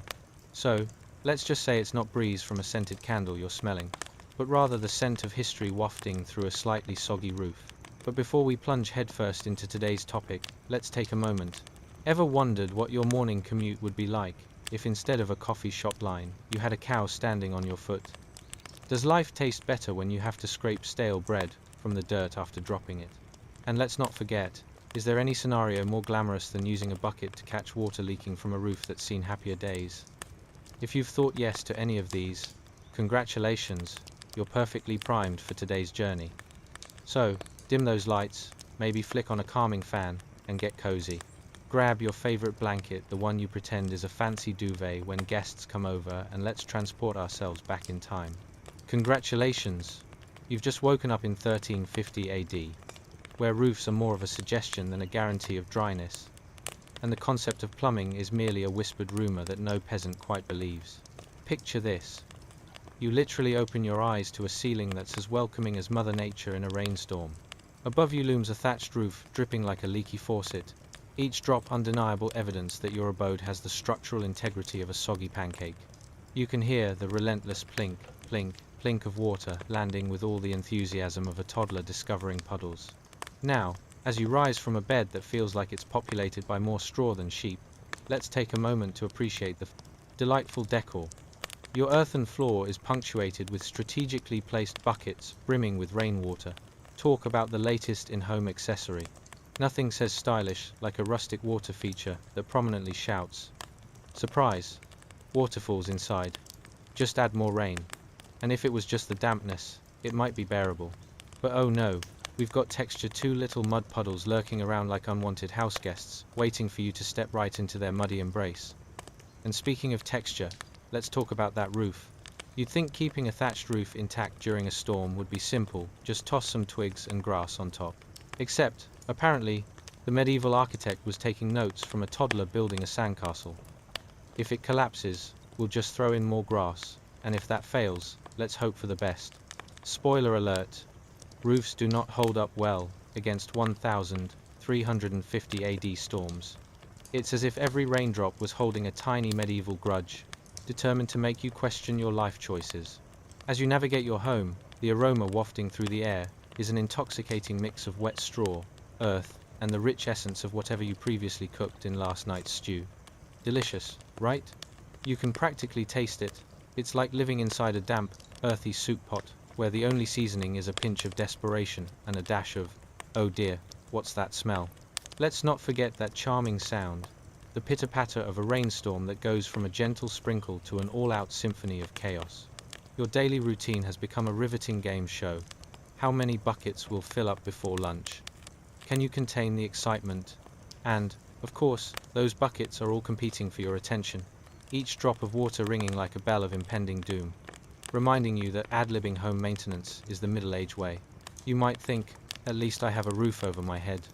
But in the world of thatch, that's more wishful thinking than reality. Each rainstorm is a reminder that your roof is less of a shelter and more of a very wet suggestion. On a bright note, you can also practice your dodgeball skills. Leaping sideways to avoid the tendrils of rainwater streaming down will have you feeling like an Olympic athlete training for the runaway from the drips event. Meanwhile, the neighbors might glance over from their similar homes, watching as you hop and swirl in an attempted ballet to keep dry. They might even chuckle at your expense, which is a nice way of saying they're enjoying the medieval version of a sitcom. But more pressing matters loom, like keeping the floor from becoming a miniature swamp. You can remind yourself, at least I'm not having to wash my feet in the river. But as you sweep the last few grains of dirt away, a sudden slip on a mud patch will have you reconsidering that statement. Every step outside feels like you're auditioning for dancing with the mud as you try to keep upright. As the night falls, patter of rain transforms into a soothing lullaby, and you tuck yourself back into bed. The calming sound of water slowly sloshing in buckets reminds you that tomorrow will inevitably be more of the same. Your humble abode may test your spirit and challenge your knees, but who wouldn't find comfort in a residence so quaintly chaotic? Cuddle into your straw mat and allow the drippy serenade to usher you into dreams of grandeur, a castle perhaps, where the only dripping is from a fancy chandelier.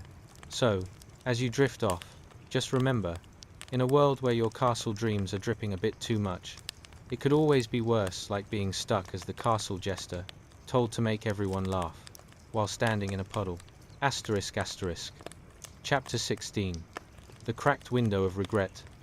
Asterisk asterisk. Hey guys, welcome back. Tonight we're diving into something chillier than your ex's calculated texts, the art of living with a drafty window in medieval times. Buckle up, because you're about to discover how a little cold breeze can totally redefine your idea of home comfort, if by comfort you mean sniffing and sneezing through a universe of muck and missed opportunities. But before we leap through that charmingly chipped window frame into the past, I have a question for you. Would you prefer to experience a bedbug-infested straw mattress, or stick your foot in a bucket of muddy water? Ever thought you'd have to negotiate living conditions with a family of raccoons who insist on taking over your kitchen? And is it even possible to forget your knees are now just part-time mud wrestlers in the great battle of keeping my floor dry? Ask yourself these delightful quandaries as we prepare for our comedic descent into the medieval peasant lifestyle. So, dim those lights, flick on a fan, or just pretend it's the draft from that broken window, and cozy up in your favorite blanket, the one you avoid talking about with guests. Congratulations, you've just woken up in 1350 AD, where the only thing separating you from the freezing outdoors is a square cutout in the wall expecting far too much from a wooden shutter. Now, let's take a closer look at that window. Imagine it, a small, square opening, much like a forgotten pizza box sitting under your bed, just a bit more functional but infinitely less appetizing. Staring through this frame, you see the world outside, a parade of half-starved chickens and dubious-looking goats that frequently contemplate their life choices, and honestly, can you blame them? The draft sneaks through with the audacity of a rude dinner guest, sending shivers down your spine and simultaneously inviting in the charming aroma of, well, let's call it natural fertilizer. You might think to yourself, at least I have a window. But this is no ordinary window. No, this is a crude wooden shutter that squeaks louder than your knees when you climb out of bed. If you dare to open it, you'll be greeted by a gust of air for which there are no words. It's like nature itself is yelling, welcome, get chilly. And don't think about adjusting the shutter for a more comfortable atmosphere. The creaking and groaning sounds like the house itself is warning you. You might regret that later. But let's be real, this draft is not about the fresh air. Oh no, it's more like a passive-aggressive villain from a bad sitcom, lurking and waiting to flood your home with cold. It has been known to turn your skin into a goosebump-covered landscape before breakfast is even served. You might even wonder aloud, is this draft here to enhance my immunity, or just remind me how poor my life choices are? Spoiler, it's the latter. Every morning, you wake up, hoping to see sunshine pouring through that tiny opening, maybe even a little blessing from the heavens. Instead, you're greeted by the fascinating view of muddy puddles and blown-over haystacks. And while we're on the subject of views, can we talk about your actual view? It's like being inside a filtered Instagram photo that's just been dunked in dirt. Oh, the glamour. A breeze brushes across your face, and you start asking yourself, am I really a medieval peasant or a post-apocalyptic character from a comic book? A simple draft now feels like a life-altering plot twist. You shuffle over to the window, fighting tooth and nail against the elements more than you fought to get that one last muffin at brunch. But not to worry, you've developed advanced gymnastics skills just from keeping your balance on the incredibly sophisticated concoction of mud and straw that constitutes your floor. Now, outside your window, you can see villagers trudging past, clutching their worn baskets like they're clutching the last cookie at a family gathering. Each one of them is masterfully avoiding obstacles on their way to water the crops. Obstacles you can only assume are small yet deeply confused livestock. Think of it as real-life practice for navigating an obstacle course designed by a particularly mischievous toddler. The neighbors might glance over at you, recognizing your unparalleled talent for deciphering the drafty artworks of your home. They probably chuckle, muttering, "Ah, look, there goes so-and-so trying to keep warm by sheer will alone." Their homes might be quite similar, but it's all a part of that quaint little competition known as peasant pride, where owning the most rustic abode becomes a surprisingly fashionable endeavor. But let's not overlook the window's primary role as your only connection to the outside world. You might daydream about what lies beyond, like the heavenly scent of cheese and bread baking in a neighbor's oven, or the cackling laughter of gossiping townsfolk who gather with a lightness of heart that's frankly unattainable within your mud-encrusted walls. And perhaps the most satisfying fantasy of all, the thought that at least your window is somewhat times clean. As night falls, and the chill wraps around you like a clingy relative, you curl up with your straw cushions, the draft gently reminding you of its existence while you try, yet again, to convince yourself this is cozy. After all, you've survived another day in your charming medieval time capsule where nostalgia meets pestilence, and the windows are there just for show, or nightmares. So close your eyes, and drift into dreams of castles and kings, or perhaps just a warm bed with no breezes, and remember, as much as we glorify the past, nothing beats the modern-day luxury of a well-sealed window. Asterisk, asterisk. Chapter 17. The Cozy Chaos of Peasant Living. Asterisk, asterisk. Hey guys, welcome back to another episode of mildly interesting history for sleep. Today, we're diving deeper into a world so comfortably chaotic, it makes your last family road trip look like a leisurely cruise. Think you could survive a day as a medieval peasant? Spoiler alert, probably not. What can be better than sleeping peacefully while imagining all the awkward tiffs and questionable living conditions of our historical comrades? Tonight, we'll explore a cozy little abode that would make any minimalist swoon with envy. So settle down, and maybe consider that hoarder you know, because you won't find any just enough. There's just enough times chaos in a medieval peasant home for everyone. But first, do me a solid, if you like what you hear, perhaps consider giving a like, maybe even subscribe. But only if you actually enjoy the absurdities of history, mind you. Now, let's get comfy. Dim those lights, turn on a gentle fan for dramatic effect, because why not channel that drafty medieval charm and prepare yourself.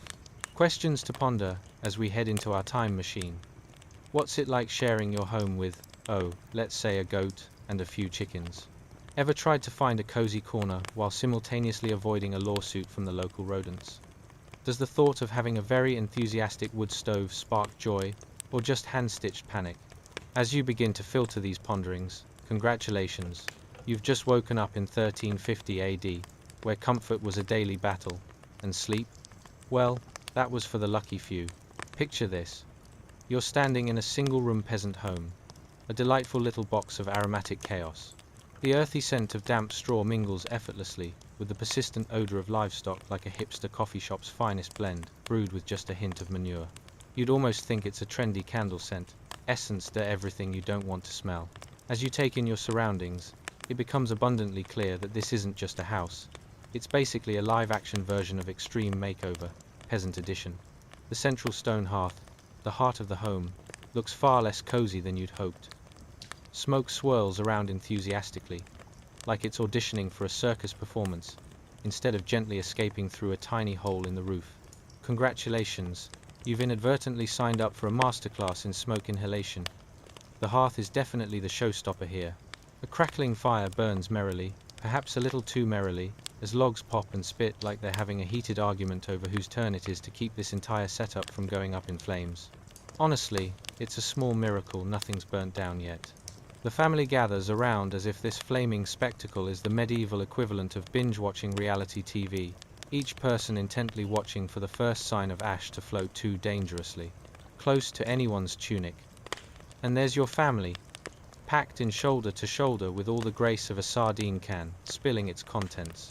You admire the way everyone seems to have effortlessly synced their eye rolls as they glance at the resident livestock, who have decided that the hearth is the prime real estate of the house. Why sit close to family when you can snuggle up to a goat, right? Speaking of livestock, let's talk about your roommates. That curious chicken over in the corner. Quite the philosopher. It pecks absent-mindedly at yesterday's dinner remnants, contemplating exactly how it ended up in such a messy living arrangement, while the two of you form a loyal alliance that would put royal courts to shame. Isn't it comforting to think of your neighbors gazing into the depths of your messy life and sighing? Why does it smell like a petting zoo mixed with last week's leftovers? And the children? Don't even get me started. Huddled in a corner, they play a quietly dangerous game of hide and seek, but let's just say the hide part is more about dodging the inevitable shifts in the livestock population, which may or may not resemble a medieval version of musical chairs. Who knew? One moment you're sharing a moment of sibling bonding, and the next, it's a duel for spatial supremacy over the goat's favorite nap spot. Now, your family's survival instincts are top-notch. The sword against the elements is not mere luck, it's a lifestyle. To keep the chill at bay when biting winds howl outside, You layer yourselves in tunics made of wool that smells like the goat and may or may not have found its own way of breeding with your straw mats.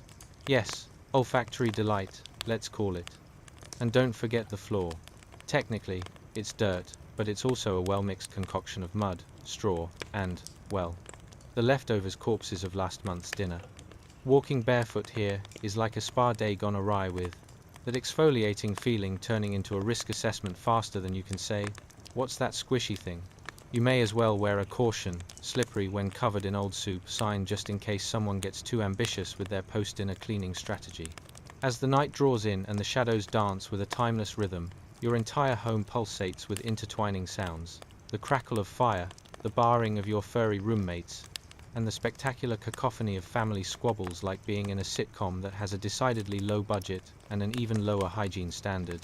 It's continuous meddling of sound and smell, wrapping you in an embrace that's less hygge and more "how on earth am I going to sleep through this?" So, close your eyes, let the humor and absurdity of medieval life cradle you like a hastily patched straw mattress, and dream away to a world where the biggest challenge was not being the one who got pecked by the chicken or snubbed by your goat companion. Because after tonight's charmingly chaotic journey through peasant living, you might realize that while modern life has its flashy quirks, nothing quite matches the snug horror of a medieval home. Asterisk asterisk. Chapter 18. The Porridge Paradox and Other Culinary Conundrums. Asterisk asterisk. Hey folks, welcome back to another episode of Asterisk asterisk. Mildly interesting history for sleep. Asterisk asterisk. Tonight, we're once again stepping into the chaotic, delightfully absurd world of medieval life, where your meals are about as exciting as watching paint dry. Only in this case, the paint is a thick, greyish pottage simmering over a smouldering fire, and it's probably not as nutritious as you'd hope. Are you ready to explore the culinary masterpieces of 1350 AD? Spoiler alert. Culinary masterpieces might be a stretch. Think you could hold your own against the daily gruel that would make even the most adventurous modern-day foodies cry for help? Ever tried to whip up a gourmet meal using random leftover grains and a sprinkle of despair? And the big one. What do you think it means when they say, "It's soup season," during a time when soup never really left? Grab your plushiest pillow, dim those lights, and turn on your gently oscillating fan for that truly historical draft feel. Because, congratulations, you've just woken up in a world where every meal might resemble a bowl of questionable, lukewarm mush. Now, let's dive into the heart of the matter, or, perhaps more precisely, the hearth. As you step into the peasant kitchen, it's hard not to be captivated by the central cauldron. This is no ordinary cauldron, mind you. It's a magnificent black iron symbol of your culinary reality. A thick, wooden spoon rests on its rim, as if calling out to you in a soothing whisper. Go on, try me, I dare you. The pottage within is a timeless staple, grey, thick, never entirely new, but somehow never completely gone. It's been bubbling for weeks, which in the medieval world is basically the equivalent of a fine vintage wine, except the only note you'll pick up is cooked dirt. With a bit of luck, and perhaps a strong stomach, you approach the pot.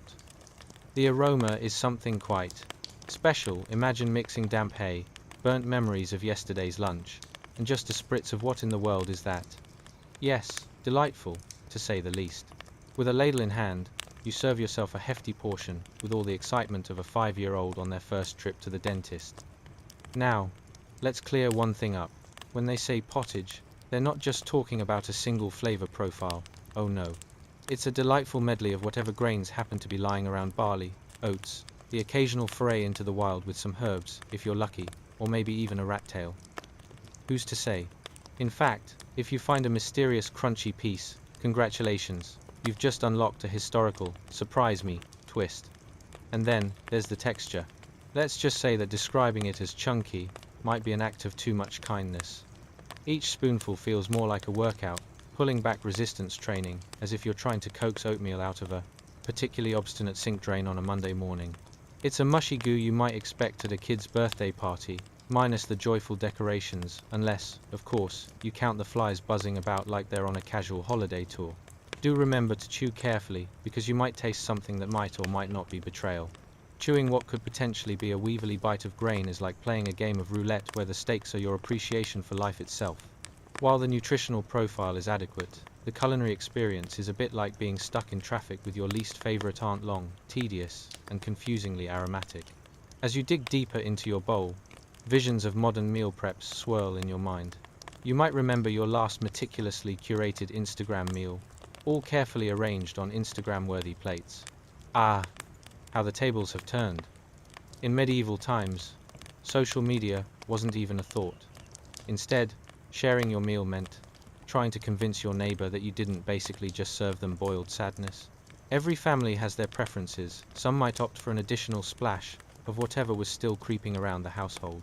A small raccoon or even a friendly family rat has been known to add character to the flavor, a fitting metaphor for the era itself. Sure, you wouldn't introduce that in a cooking show today, but potluck in the village? Absolutely. So how was the meal typically received?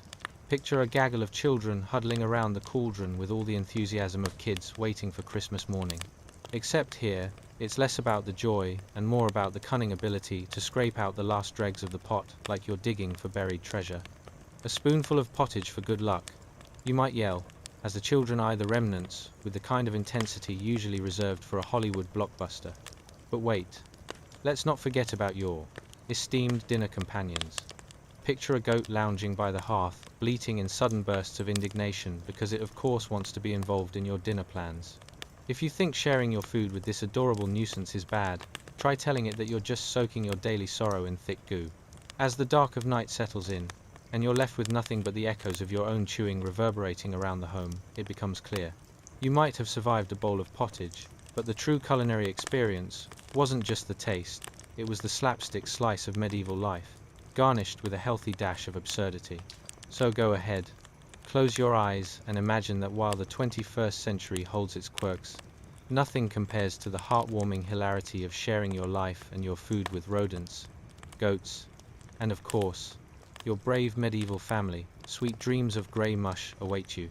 Chapter 19. The hefty loaf of woe. Bread, brick, and brunching in the Middle Ages. Hey folks. Welcome back to another episode of mildly interesting history for sleep. You've risen from the ashes of yesteryear's historical tragedies. And tonight, we're diving into something denser than your aunt's Thanksgiving casserole. The life of a medieval peasant and, more importantly, their pièce de résistance, the loaf of bread. But not just any bread, oh no. This is loaf so heavy it could double as a weapon in a tavern brawl, and probably too tough to even be used for that purpose. Now, if you ever wondered what it feels like to have a staple food item resemble a doorstop more than a delectable treat, congratulations. You've officially entered the world of 1350 AD, where bread was just as essential as it was gargantuan. Picture yourself as a medieval peasant, lifting a hefty loaf of dark, dense bread, made from the finest cheap rye and ground-up peas. Yes, peas. Because, apparently, when in doubt, toss some legumes in there and call it a meal. Have you ever tried to slice bread with a knife that's seen better days? Well, imagine using a dull, rusted dagger as your bread knife against a crust so resilient it could survive a nuclear apocalypse. With cheeks bulging as if you've channeled a chipmunk prepping for winter, you attempt to chomp into that bad boy, hoping that the force of your jaws alone won't land you in the emergency medieval hospital. The one that didn't have a Times Hospital Times sign, but merely a bed filled with people politely staring at the ceiling. But wait, the bread isn't just a meal, it's a universal sentiment. Here, take this bread, you'll hear mothers say, reminiscent of modern-day parents saying, eat your vegetables. Except in this case, the bread might actually help you survive a bear attack, given its density. If a bear were to gnaw on it, you might just hear the bear slowly losing hope. Why bother? It might grumble, suddenly questioning all its life choices. So, how do you consume this hearty loaf? It's limited, really. You might try soaking it in the thin stew you've been enduring, or, as an adventurous spirit, stealing a spoon from a neighbor in hopes of adding some flavor. Spoiler alert, the stew is equally vague in its culinary distinction. Let's just say, this is a time when flavor was a loose concept, much like your understanding of what constitutes a balanced diet. Now, let's talk about the times, ultimate times, question. If the bread functions as your meal, does it double as a utensil? Absolutely. Forget modern cutlery. This loaf is your ultimate medieval multi-tool. It's a sponge, it's a fork, It's a potential weapon against intruders on a particularly bad day if you can swing it around without injuring yourself or your neighbors. But let's not kid ourselves, the only real adversary in this scenario is your own hunger. Imagine trying to scoop up that stew, a dish that looks like it's seen the business end of a swamp drain with a hunk of rye bread. It's akin to trying to wash a car with a chocolate bar. The intention's there, but the execution leaves much to be desired. Each scoop is a calculated risk, where you can almost hear your stomach grumbling. Is this really the life we signed up for, or did I accidentally enroll in the Hunger Games, Peasant Edition? Let's not forget the social implications of this upset stomach drama. Picture villagers exchanging glances over shared loaves as if they're revealing secrets in an absurd, medieval gossip circle. Oh, did you see? Hildegard managed to dip her bread into the goat's milk again. Quite the daredevil with a questionable texture preference. You nod in feigned understanding, knowing full well that if you complain about your meal, you'll not only earn sharp looks but perhaps find yourself on the receiving end of next week's gruel experiment. And here's the kicker. Some might even find themselves using the bread from their daily rations to patch up their chins during those riveting village gossip sessions. A slice here, a bite there, who needs a bandage when you have a loaf hanging out of your satchel like a wilting flower? Oh, how's your day going? You might say to your neighbor as you subtly wipe off the mud from last week's pottage. Just, managing my wounds. As you delve deeper into that loaf, it's easy to get lost in what you can only assume is the taste of desperation and self-preservation. But isn't that the charm of being a peasant, sacrificing comfort for sheer survival? Yes, indeed. So, as you reflect on modern meals with tiered plates and fancy garnishes, let's dismiss any notion that bread should be delicate and airy. Oh no, here, you live your life in thick crusts, hearty ingredients, and an occasional splatter of dubious stew, because nothing says medieval delight quite like biting into a loaf filled not just with nutrients but with stories, grit, and a hearty splash of irony. Welcome to your culinary adventure, where every meal feels like a survival episode on medieval reality TV.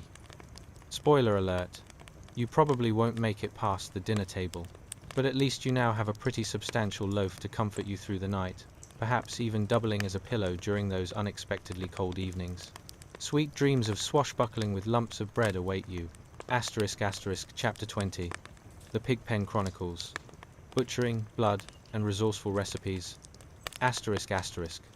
Hey folks. Welcome back to another episode of Mildly Interesting History for Sleep. Tonight, we embark on a journey darker than the bottoms of peasant pots after a week of questionable soup. Prepare yourselves, because we're diving into the not-so-delicate arts of pig butchering circa 1350 AD, a time when resourcefulness was key, and nothing, times nothing went to waste. So, let's ponder a few questions, shall we? Ever found yourself peering into your fridge and thinking, what on earth can I do with that last piece of wilted lettuce? Now, imagine that feeling multiplied tenfold when your entire livelihood hinges on a single pig. Would you have the heart to transform its squeals into sizzling sausages? Or would you prefer a nice, safe salad from the grocery store?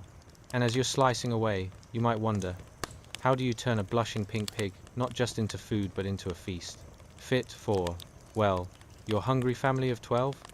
Let's not forget, there are no food processors in 1350.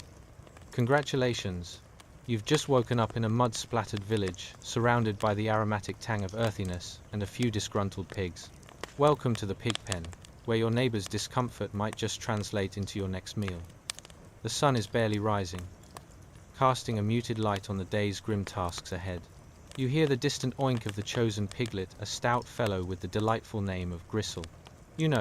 The name sounds fitting, since the first order of business is to turn him into a hearty dish that hopefully doesn't involve further adventures in the mud. First, the business of skinning. As charming as this sounds, there's no charming way to describe it. You slice open Gristle's belly. It's all very much like undertaking an unorthodox biology lesson. If biology class involved a little more shouting from nearby children and a whole lot of adjectives describing the colors of intestinal walls. You could almost add gory and theatrical to your resume after this whole episode. Next, there's a delightful chore called bloodletting.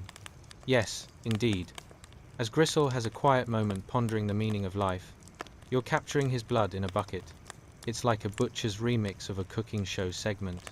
You can practically hear the commentary, and here we have pig blood, a fabulous base for puddings. Throw a pinch of herbs and you have yourself a veal boudin medieval style. If you've never experienced the sheer thrill of draining blood into a bucket, let me assure you it's nothing short of a medieval art form as you blend culinary finesse with the athleticism of a butcher. Now let's think about resourcefulness. Every part of gristle is utilized, and goodness, do we get creative. You transform the intestines into sausages, because what else can you do with something that resembles a very distressed string of yarn? You deftly fill and twist, churning out links for dinner as though you're crafting a history-themed chain of macrame.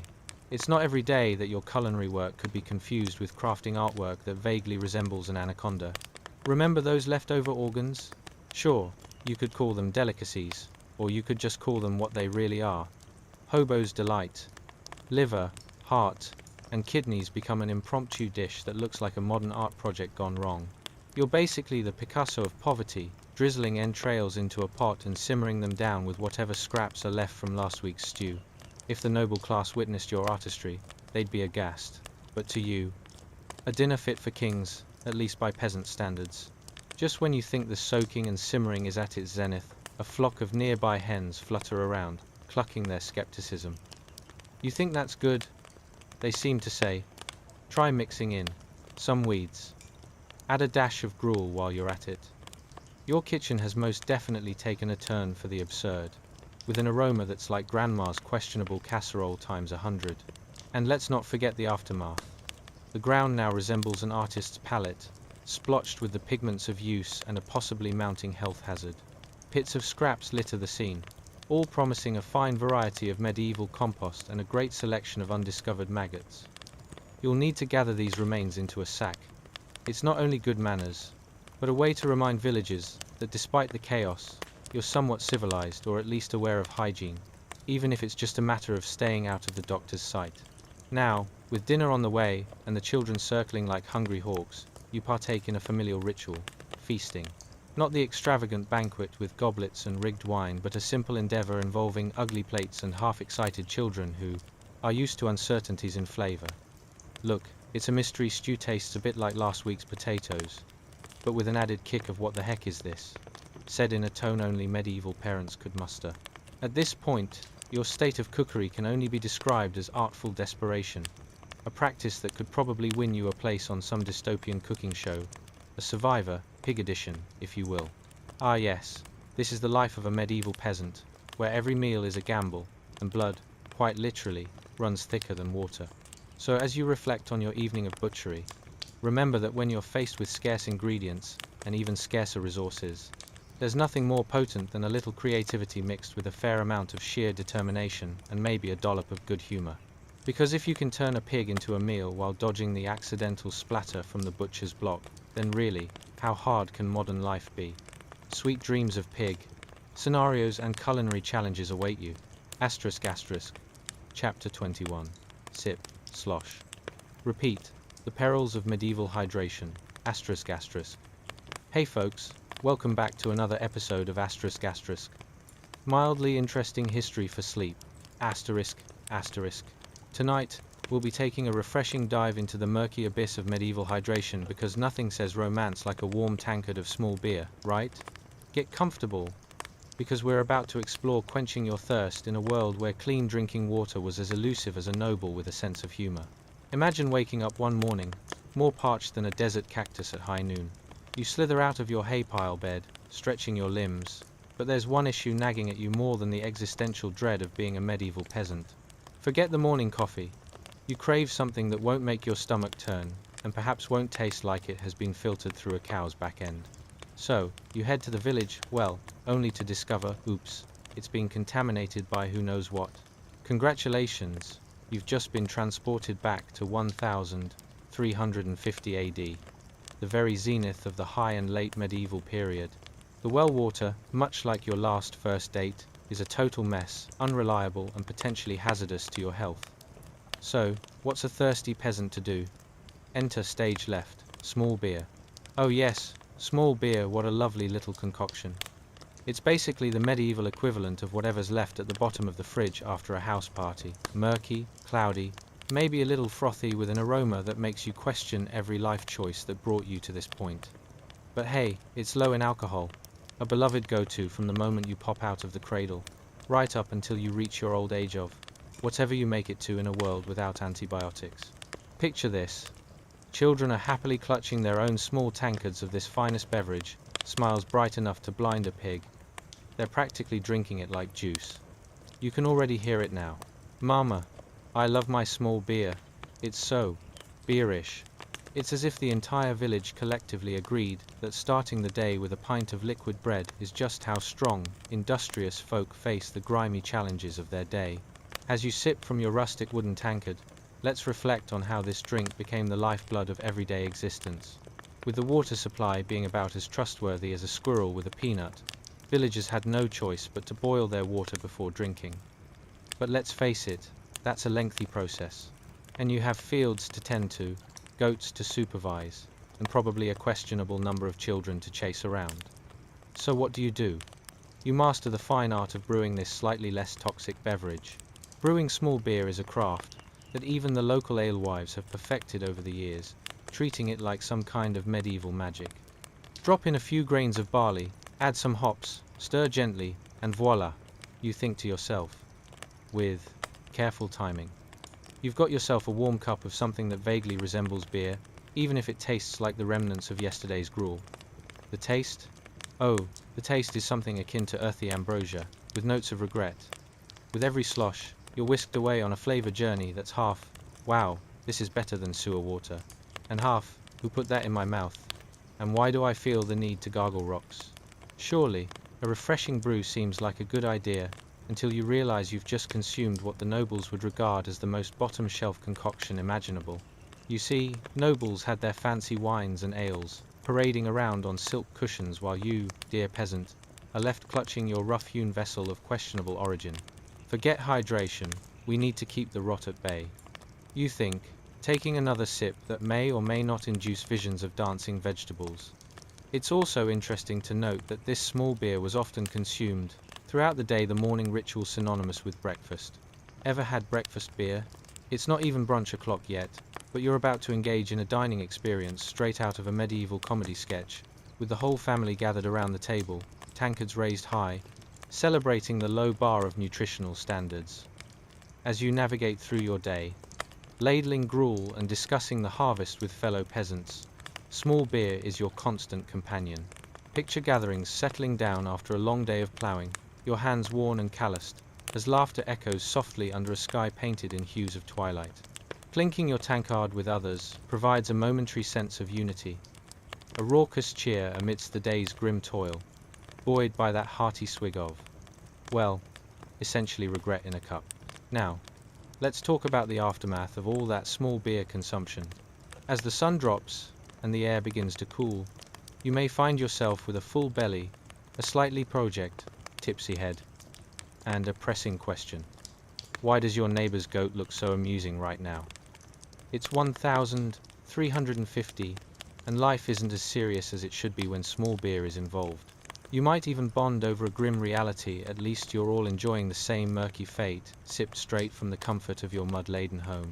So, as you settle down to dream of hearty stews and frothy ales, remember that every sip of that small beer was a collective rebellion against the harshness of peasant life, a quirky celebration of resilience. And when you wake, with thoughts fluttering like wayward chickens in your head, just be glad you're not wrestling with the reality of, is this well water safe to drink? Or the preferred medieval version of grocery shopping, hunting for whatever didn't run too fast. In the grand tapestry of history, small beer might just be a thread weaving together an entire existence of survival. And if nothing else, next time you reach for that cold drink, you can ponder, at least it's not small beer. Sweet dreams of tankards and rural ruckus await you. Asterisk asterisk, Chapter 22. The Peasant's Plight, an ode to dirt and desperation. Asterisk asterisk, hey folks. Welcome back, because who wouldn't want to dive into the comforting depths of mildly amusing historical mishaps? Tonight, we embark on a journey more traumatic than stepping into a hot bath at your in-laws' house, the life of a medieval peasant. Yes, prepare your hearts, or whatever remains of them, after tending to your imaginary goat. Picture yourself standing in a small patch of land, head slightly bowed, like a weary willow. Underneath your feet, the soil feels more like a brick of betrayal than anything resembling earth. Why?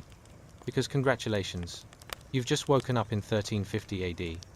The year when life was less, living your best life, and more. How many varieties of gruel can one human endure?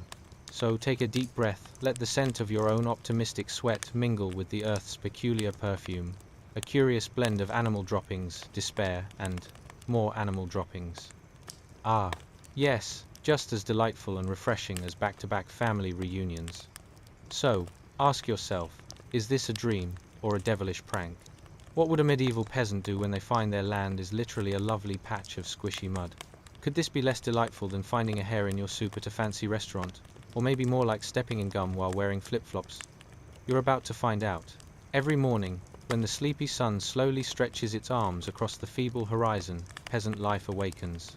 Let's take a moment to admire the spectacular landscape, a view merely dominated by the sinister silhouette of the local manor house, looming like that relative you promised to catch up with, just in case the nightmares subside. If you squint hard enough, you might even see the noble stepping out in garments so lavish that the very fabric screams, "I am entirely too good for this dirt." Feel the wind gently caress your cheeks as you gaze upon the manor, and, let's be honest, it has more architectural integrity than your own abode. Most likely, your house is just a glorified mud hut, built with the loving touch of mud, sticks, and precisely zero construction ethics. Do you ever get the urge to invite friends over and show off your successful home improvement endeavors? Just be prepared to explain the distinct aroma of wet straw and possibly question your life choices along the way. Speaking of your charming home, let's talk about the interior design, if you can even call it that. Your bed, if one could even coin it as such, could be best understood as a heap of straw and hay wrapped in a riddle. You never know whether you'll wake up mildly comfy, or let's say, eternal bedding for rats. Did I just share my dreams with a rodent, you wonder? Spoiler alert, yes, you did. The joys of waking up at the crack of dawn, more like the crack of doom, aren't exclusive to your rustic abode. Your neighbors, let's call them Fergus and Myrtle, are already at it, arguing over who borrowed whose farming tools last August. Determined, you shake off the specter of your atrophy and head out, ready to tend to your land of ill repute. It's your daily dance with destiny when fate needs a good belly laugh. Ah yes, let's immerse ourselves in the delightful task of ploughing the fields, shall we? Utilizing tools more ancient than your last pair of flip-flops, you grapple with an ox, your heavy gear, and what appears to be a death wish from Mother Nature herself. Ploughing is like trying to convince a toddler to eat their broccoli. It may be necessary, but the struggle feels insurmountable. As you push through the muck, and let's face it, what should be called healthy soil is more like a thick pudding of regret, you can't help but wonder. Is this life plan right up there with mismatched socks and buying a used car from a suspicious neighbor? Living the peasant's life is like having nobody trust you as the proud owner of a used mattress at a yard sale. Everyone knows there's a hidden story in that label too. And just when you think it couldn't get any better, bring on the harvest. Ah, that magical time of year, full of promise, and slightly less promise, as you and your fellow peasants gather in the field. Cue the charming, soothing tune of your uncanny teamwork along with a chorus of complaints over sore backs, squabbling about whose turn it is to chase off the crows, and candid conversations about why your neighbor's goat seems to enjoy the sound of your despair. Did you get outbid in a goat auction? Who knows? At this point, goats are basically farm dictates. Now, after a long day spent wrestling with the earth, who would have thought that dirt could feel like betrayal, you settle down for dinner, and oh dear, what's on the menu today? Leftovers. And by leftovers, one means less fuel, more fungus. It's like inviting your ex to a party, your reputation is at stake. You gather around, tankards in hand, yours filled with whatever still somewhat resembles beer. These are the true delicacies, you proclaim. And as you clink your mugs, you can hear the echo of hilarity through the dusk. You might not have a roof that keeps out the rain, but at least you have laughter, alterations of gruel, and the tenuous bond of sharing a life that's as rickety as the roof above your head. So, as you drift into dreams of noble beings and fabulous feasts, remember, it wasn't just about surviving, It was about finding light in the bleakest of times, a well-deserved chuckle at the absurdity of existence. After all, while you might not be living your best life, you certainly have the most interesting stories, and at least your goats will always find you amusing. Sleep well, you brave peasant of yore. Asterisk asterisk, Chapter 23, A Day in the Fields. What fresh torture is this? Asterisk asterisk. Hey folks, welcome back, and buckle up for a journey that's as thrilling as watching paint dry while seated in a dentist's office. Tonight, we delve into the sun-soaked tragedies of our medieval hero, the peasant. You know, those busy bees toiling away in the fields, dreaming of a day when they might stop playing Guess What's for Dinner, with leftovers that could probably vote. Picture it, a sprawling field, manicured so perfectly that it looks like a noble's overly ambitious lawn care project. But fear not, those perfectly aligned rows of cabbages and wheat are not your concern. No, your interest lies right next door in a far less prestigious plot, smaller and decidedly more neglected. So, how does it feel to wake up neck deep in a medieval pickle of your own making? Ever wished you had a personal assistant to do your farm chores? Maybe a magician who could just zap your veggies into the master chef's hands? Or, thinking even bigger, how about a portal to the future where you don't have to harvest your own dinner? Spoiler alert, none of this is happening today, my friend. So grab that rusty scythe, and let's figure this out together. Imagine it's harvest time, and you're trudging into the fields, feeling a little more energetic than a sloth on a lazy Sunday. Around you, fellow peasants with faces more tired than your favorite uncle after Thanksgiving will set the scene. They're all working the Lord's vast fields, shoulders hunched against the weight of the world, or at least the weight of today's labor. Their expressions say it all. If I were to scowl any harder, I could single-handedly deepen this soil. You grab your scythe, which, fun fact, is about as effective as trying to shave with a potato. Both make you question your life choices. The sun beats down like the universe's way of reminding you that sunscreen definitely hasn't reached this century yet. And as you swing that scythe, the grass parts and the bugs leap like they've just found out they won the lottery. Spoiler, they haven't. But here's the kicker.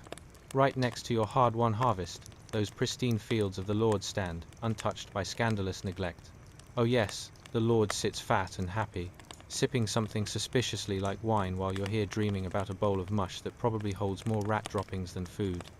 Does it feel a little unjust? Think about it. Lord's fields are more well kept than your jawline after the first of the year, while you're just trying to locate a single carrot in a tomb of weeds. Let's transition a bit, shall we? If you've ever tried to organize your sock drawer and ended up just tipping it all over instead, welcome to the Harvest Festival, except there are no sock aliens, just angry crows and the occasional sarcastic goat. Your neighbors are gathering, and it's more like a circus act gone wrong than a cooperative.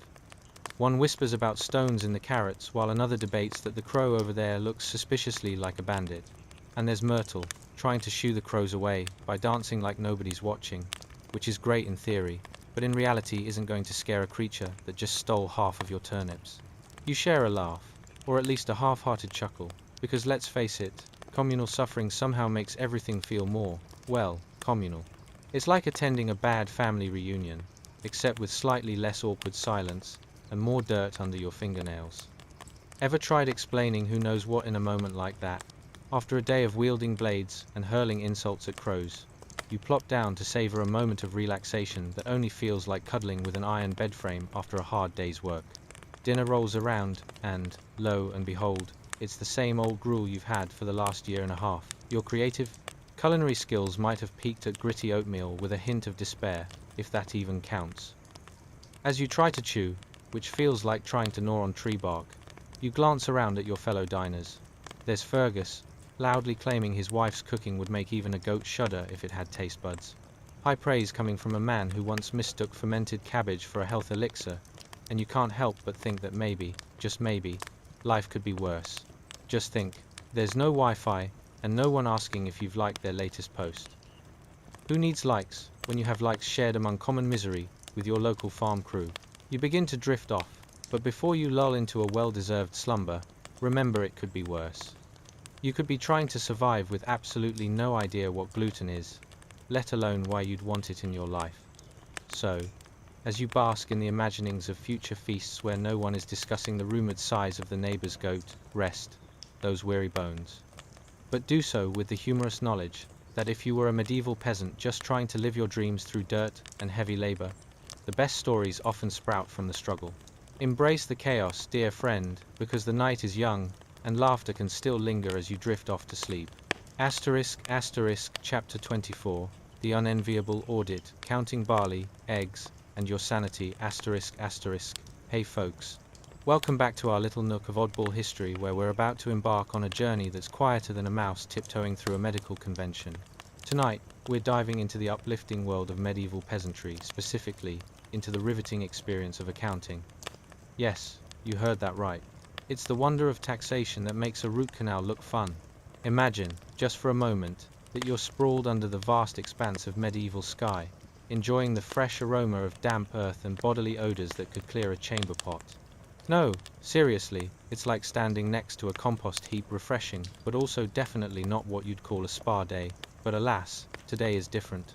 Today, you're being summoned not to the fun-filled fair where dreams go to die, but to the dreaded audit where dreams of barley and eggs come to live and go broke. So, are you ready? Ever wonder what would happen if someone suddenly said, "Surprise, you owe 300 bushels of barley"?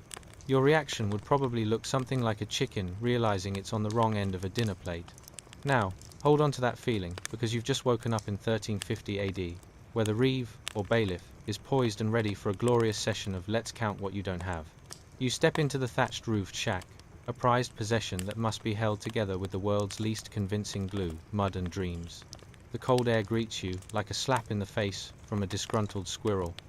And there, seated with the confidence of a cat in a sunbeam, is the reeve.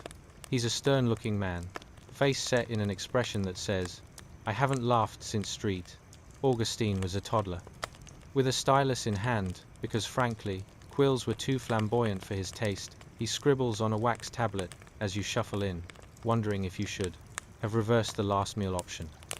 "Greetings, peasant," he says, as if expecting you to leap for joy and throw him a confetti party. "It's time to make sure you've got enough barley and eggs to make everyone feel equally miserable and to keep the Lord's wine cellar sufficiently stocked. Now, let's ponder this for a moment. Picture yourself in the reeve's shoes. He's meticulously counting your assets, which to him seems like reviewing the world's longest grocery list, but for you, it's like trying to explain Instagram to a goat. So basically, I need to find eggs that don't exist and enough barley to fill a swimming pool." It's almost like preparing for a game show where the host just keeps raising the stakes until your dignity runs off in horror. The reeve squints at you through eyes that scream. This is the face of someone who misses their afternoon nap. "You owe 20 eggs and 3 bushels of barley by next market day," he declares, his voice as dull as a butter knife slicing through stale bread. You feel a gentle tug of panic like a toddler trying to remember where they dropped their favorite toy. "But I only have half that," you stammer, sweating bullets like you're caught in a medieval soap opera with absolutely no chance of a happy ending. "Oh, well," he chuckles dryly, as if mocking your unending struggle. "Just get more. It's not rocket science, it's just farming." You want to remind him that rocket science is, in fact, significantly easier than growing barley when you're one bad squirrel mishap away from a full-blown disaster. But alas, words fail you, as does the distinct smell of hard work and the promise of hunger looming in the background. If only he could understand that counting those eggs feels as daunting as trying to balance a dozen loaded catapults while riding a unicycle, or was it a medieval horse? Either way, your fate hangs in the balance as you wonder whether the local chicken might finally take pity and lay you a dozen magic corporate eggs to solve your woes. Now, where do these eggs come from, you ask? Well, dear listener, only the finest hens in the land, and by that, I mean the only hens you could catch before the neighbor's dog decided it was time for a chicken buffet. Those clucking divas are basically the royal family of the barnyard, complete with a diva attitude that makes them far less generous than your average human being. Still, the reeve, scratching his head like an outdated software update, peers down his nose at you, perhaps debating the merits of pegging you as a lost cause or a charity case. This man has zero time for your creative excuses, which you fantasize could involve some sultry tale of glorious battles with roving bands of rogue chickens appropriating your grain stores and somehow ending in a moral victory for you, preferably with a sizable reward of eggs returned. And that's when it hits you, this is your life now. You're trapped in a comedy of errors, overseen by a reeve whose very existence seems to be dedicated to making you question all your choices. You stand there, the walls of that mud and straw abode closing in like a medieval sitcom that just reached its 4th season, with no signs of a plot twist. Asterisk, asterisk. But imagine the dinner conversation after a long day of toe-to-toe repartee with our friend, the reeve. Well, my dear wife, you'd begin. Today I learned, if you scramble an egg in front of the reeve, there's a 50/50 chance it becomes food for the family, or an asset in your very own medieval audit. Fun times, asterisk asterisk. So here you are, dear listener, surrounded by the clucking chaos of your life, dreaming of barley, eggs, and possibly plotting your escape to anywhere that has a thin crust of comfort, perhaps even a touch of modern convenience. As you lay down tonight, may you rest well knowing that while your life as a peasant was not enviable, it certainly provided tales richer than the finest ale brewed in the Lord's castle. Drift off now, and let your worries float away like those ill-fated eggs, perhaps to be scrambled into a soothing dreamscape of better choices and happier chickens. Asterisk asterisk, Chapter 25. Sweating it out, a peasant's fever dream in 1350 AD asterisk asterisk. Hey friends, welcome back to the realm of mildly interesting history, where the facts are as comforting as a warm blanket, and the humor is as dry as unbuttered toast. Tonight, we're diving into a cozy corner of the Middle Ages specifically. A medieval peasant hut that has seen better days, much like that sweater you can't bear to throw away, no matter how many holes it has. Prepare yourself. Tonight's setting is hotter than a blacksmith's forge in July. Picture this. You're nestling under rough, heavy wool blankets thick enough to suffocate a stubborn goat, trapped in the only abode that seems to be simultaneously freezing and on fire. Your only company, a fever dancing through your body like it just discovered a new TikTok trend. Imagine, for a moment, being enveloped in a world where modern medicine is as alien as a UFO sighting at a Renaissance fair. Ever wondered what your day would look like if you woke up with a fever in 1350, and the only doctor available is a man sporting a massive beard and a slight resemblance to a rabid raccoon? Let's step into your make-believe shoes as we plop down into that smoky hut. The air is laden with a musty mixture of herbs, sweat, and what could only be described as medieval musk. The room is dimly lit, mainly because the idea of light bulbs has not yet crossed anyone's mind, and the sole source of illumination, a flickering torch, casts shadows that leap and frolic like happy little impromptu dancers. Now, let's touch on the reason you're here, laying under these oddly comforting wool blankets. Your fever. It grips you like an overly enthusiastic hug from an old uncle who thinks personal space is a concept best left to nobles. Sweat pours down your forehead like medieval stocks at a local market, plentiful, unyielding, and doing absolutely nothing to improve your situation. You wish for relief, for cool breezes, for anything resembling modern comforts. But alas, this is 1350 AD, and your only options are an assortment of herbs that might as well have been acquired through a mystic encounter with a gopher. In medieval life, the nearest doctor is probably wandering around with a satchel of dubious herbs and a wealth of information that sounds suspiciously like something they overheard in a bar. Ah yes, just chew on some dried yarrow. It will make your fever go away, they say, with the utmost confidence while you contemplate the irony of your impending doom. You'd much rather sip a cold smoothie from that new cafe down the street while reclining in a chair that isn't covered in hay. But as you sweat it out, consider the process behind healing in such times. You're just times, one of many times, peasants accumulating a personal collection of ailments. The man next door is coughing out phlegm that could active duty as a medieval catapult loader. To your other side, an elderly neighbor is convinced that if she complains about her knees loudly enough, the local priests will surely intervene with magical chants. And then there's the lad down the way, convinced he can outlive a plague by breathing only through his ears. Because logic, right? As the fever drags you closer to what might be an even worse reality, a life without the magic of Grubhub or Netflix, you can't help but wonder about the remedies of the time. Let's talk herbal medicine. While you lay back, you consider those quaint little cures. You can already hear your mother scolding you for questioning the healing powers of old willow bark while nearby. Some lucky peasant swears by the efficacy of a moldy piece of bread. It's like a fine wine, they assure you, echoed by your stomach screaming, "No, thank you." Many peasants survived through sheer, unyielding tenacity. Perhaps it was that spirit that urged you to hold on to hope like it's the last piece of bread at a banquet. After all, what was the alternative? Plunging into the depths of despair, wondering about how you could have possibly avoided heating your hut with the latest in medieval technology and open flame. Truly, that was the pinnacle of decision-making in 1350. You could even picture the debate. Let's see. Would I rather roast the only thing keeping me warm, or risk losing my eyebrows? Decisions, decisions. Ah, but life is not without its monotony in this medieval theatre. The sound of livestock is louder than your mother-in-law's opinion at dinner. Chickens cluck like they're commenting on your fever dreams, while the occasional piglet squeals in support, probably wondering why there are no snacks involved. All that clucking feels like it's driving you mad, but somehow, a spark of joy emerges at the thought of how ridiculous yet relatable your life is, even amongst these rustic hardships. Meanwhile, as you lay there, your body awash in discomfort, your thoughts drift to things mundane yet endearingly absurd, like, if I make it through this fever, do I get a ticket to the next village feast, or am I doomed to be a perennial sideline character in my own life story? It's all comically tragic when viewed through a modern lens, isn't it?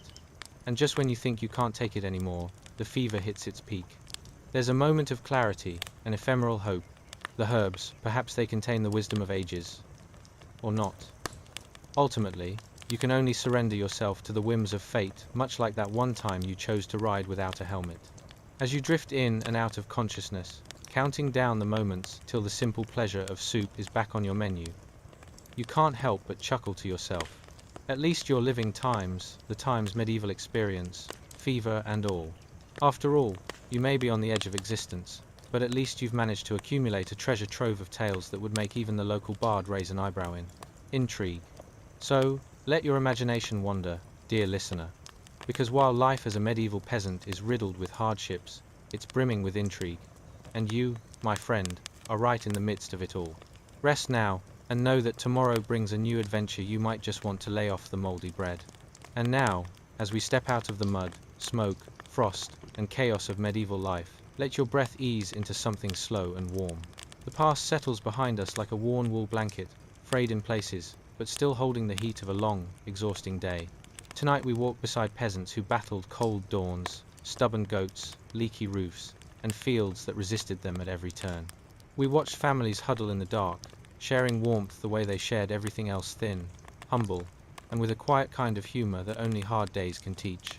We stood by the lone figure tending a handful of glowing coals, keeping the night alive one ember at a time. We wandered muddy lanes, crooked huts, forests full of doubts, and hills where the world felt impossibly wide. And through all of it, they endured, tired, underfed, overworked, but still enduring. They found laughter in the little things, strength in routine, and resilience woven into every ache, every patch of wool, every muddy footprint. So honor them for that, for their grit, for their stubbornness, for their quiet courage in a world that didn't offer many soft places to land. And now, look at your own world with gentler eyes. You have warmth, you have blankets, you have walls that don't sigh in the wind or leak when the sky feels dramatic. You have light at the touch of a switch and sleep that doesn't depend on the coals surviving until morning. Let your body loosen. Let the weight of the day fall off your shoulders. Let the hum of modern comfort wrap around you like a promise. You're safe. You're warm. You've made it through enough for one day. Close your eyes, breathe deep, and drift softly into sleep.